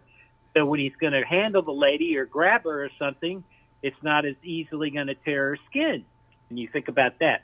But, I also think the injury thing is a high possibility with Luke's right swollen hand could easily have been in those gloves swollen up. But then I thought they look very padded. What if the guy, really, this could be another, it's sort of a goofy idea, but I just was wondering if the guy might have, been thinking of abduction, kidnapping, and this would be a way to handle her alive better than not. It wouldn't as easily injure her, I guess. Yeah, I don't know. That's kind of I crazy. think she was just But taken out, and I think it could be a lot closer by the person that arranged if it's it. a hit like if it's a hit like you say, I say she's dead before she's out the door. They he shot her If in it's a such hit, a way yeah, blood. sure. They don't want to keep her alive. Why? Yeah. Yeah. Drizzling her blood. It's just a disposal operation. Right. And see, that's where you do have a little bit of conflicting. So your idea does have a problem there, just because sort of the way the blood. well, they it could have say been that when aspirate- he was one guy carrying her out, and then maybe whatever he had her wrapped in or whatever hit something on the way out. Maybe that's how he knocked over the lamp. Just think about when you're carrying anything awkward, and you could go in at night. We don't know how. When you knock something over, then you knock something over, and like, oh crap, I knocked something over. Now the thing's coming off of her. Now there's blood. Now there's blood. Now you're freaking. And what I'm talking about is the aspirated blood. I'm no blood expert, but some of the blood experts they've had on there say that there's some aspiration so that she's still breathing out the door. All right, that's all I'm saying. Right. Right. And if it is just a hit, you're going to kill her there inside and take her out. You're going to bundle her up. You'll kill her inside. She's going to be breathing. You don't want any trouble out the door. Nothing. She's dead. All right. Mm-hmm. It's a hit job. She's dead. All right. So that's where I'd say you have a problem with your thing then explaining the breathing of the blood, if that's true. I mean, everything. No, I don't have a problem with it because she could have still been partially alive. And then I think he got her down. The sidewalk has a drop of blood. I think the car pulled up right there. They put her in the trunk, jumped in, and they went out the other way. Mm-hmm. They went to Mexico. They ditched that car, burned it, maybe burned the car, wherever it's gone. Yeah. Yeah. That's what I think. And that's why you haven't heard of him. That's why nobody's turning him in, because the only person that knows this is the guy that, arranged this. And that's it. And it's... Well, I honestly think it could be... I would not... And only because of the Nancy Guthrie publicity and all that stuff, and just her background with crime and all this kind of stuff, I would just differ that this is something, if a mutual thing against both of them, or something mainly at Savannah, and this is the only way they could get at it. But they could get Savannah so easily in New York. But that's what I was believing mainly before, but now I've really changed my mind with these crypto crimes that are out there, that this is not an uncommon thing, and it's just been happening recently just in the same area. And the other thing, I think if it was revenge, if they thought it was revenge, if Savannah thought it was revenge for something she did, she would have her children close and her husband closer. Her husband came, left the kids somewhere else, wasn't there. It does not screaming that she's trying to get her unit together. And no, because if she thought for a minute they went after her mother to get to her, the next target is going to be her kids, going to be her husband. No, I just don't believe it. Sorry, I don't. Well, that's where I would counter and say, no, this is a local crime by somebody that lives in the area, because of I'm basing it on the ransom note connection and this personal information, and that the Guthrie family took this serious. They made strategic mistakes in paying them, and the TMZ guy's an idiot and is somehow scammy, because the $50,000 thing I just thought of was a brilliant move he could have made. The TMZ guy maybe is a real scammer. Maybe he is writing the notes himself. Well, that's what I mean. He could be involved. involved with it in some I mean, way. I, I told you, when I hear of ethical, Harvey Levin's face doesn't come to mind. I mean, there's people that have asked me, is Harvey Levin on drugs? Well, how do I know that? But if he's acting like he's all hopped up on something, you know, could be energy drinks. It could be just he's high on life. But it could be something else. I don't know. But I don't think of him as ethical. I think if you look at Harvey and his age, he's on men's hormone therapy. I know that. He's working out and is in good shape for his age. And people don't do that unless you're, you know, usually also supplementing some hormone therapy. I don't believe that. Okay, my husband is a world champion power lifter, and he's up there in age, and he doesn't take hormones. So, yeah, it's not always the case. Yeah. Yeah. Well, Harvey, let's just put it this way. Harvey didn't always look this way. I don't think. But yeah, it could be exactly. It could be, or he could just be real high on life, or he could be on drugs, or he could be on supplements, or he could be taking testosterone, or he could be taking steroids. I don't know, but not steroids. What am I looking for? Not steroids. Men's hormones boost your testosterone. Yes. He's working out. Yeah, steroids. No, he wasn't. Yes, steroids. I just know in his earlier years, he was not a weightlifter or on hormone therapy. He was kind of a wimpy looking guy.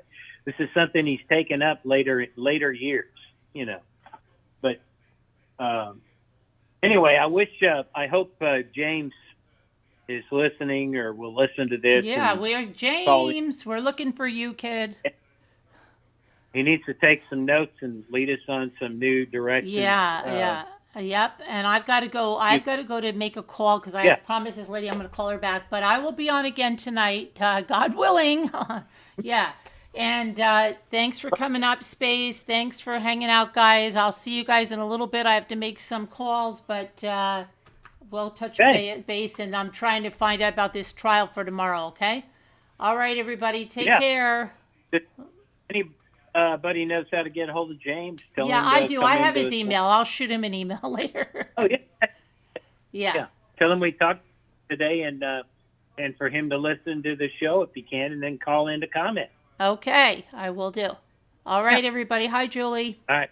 All right. Bye. Bye. Hi, Ramona. I missed you. B-Lady, everybody there. Hi, everybody. So, yeah, I have to make a really important call. But I'll be back a little later, and I really am hoping, oh my gosh, I'm really hoping that these people in Hawaii and I can coordinate on the pool cameras for tomorrow or Thursday. If this guy doesn't, I'm hoping he didn't take a plea or something. Come on. But if I really want to cover that trial, really, I already have I've already been accepted by the court. Okay, here's how it works. It's like normally you have to get accepted by the court, and then the court gives you the links, and you deal with the court. Well, in Hawaii, at least in this court, it's different. I've been accepted. My form's been accepted, but I have to now coordinate with the actual pool people, which are these Hawaiian media companies who've been really, really nice and super nice. The one girl is in a meeting now. I just called her. I said to you, I actually called her at 6:30 this morning, and then, but now she's in a meeting.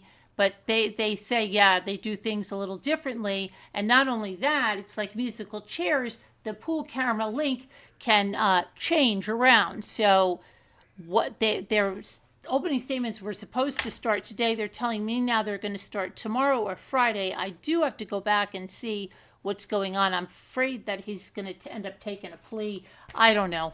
But I've got to talk about that, and then I've got to get back to this other woman that's super duper important about something, and I have to reach her before 7 o'clock. So I have to go, and I will talk to you. If anybody was trying to reach me, my phone has been acting up terribly. It looks like I missed a bunch of calls, so I'm slowly trying to get back and trying to cover over 2 days of nutsness. All right, but I will be on tonight, God willing, like I said. I live on 2 lakes now. Go look at my shorts, and Carolyn, will you be covered? Oh, of course, I cover. Super Chat, you're not new with Super Chat. You're making me think of the Super Chat ad. Yeah, I cover almost every trial. I mean, like the big ones like that. Yeah.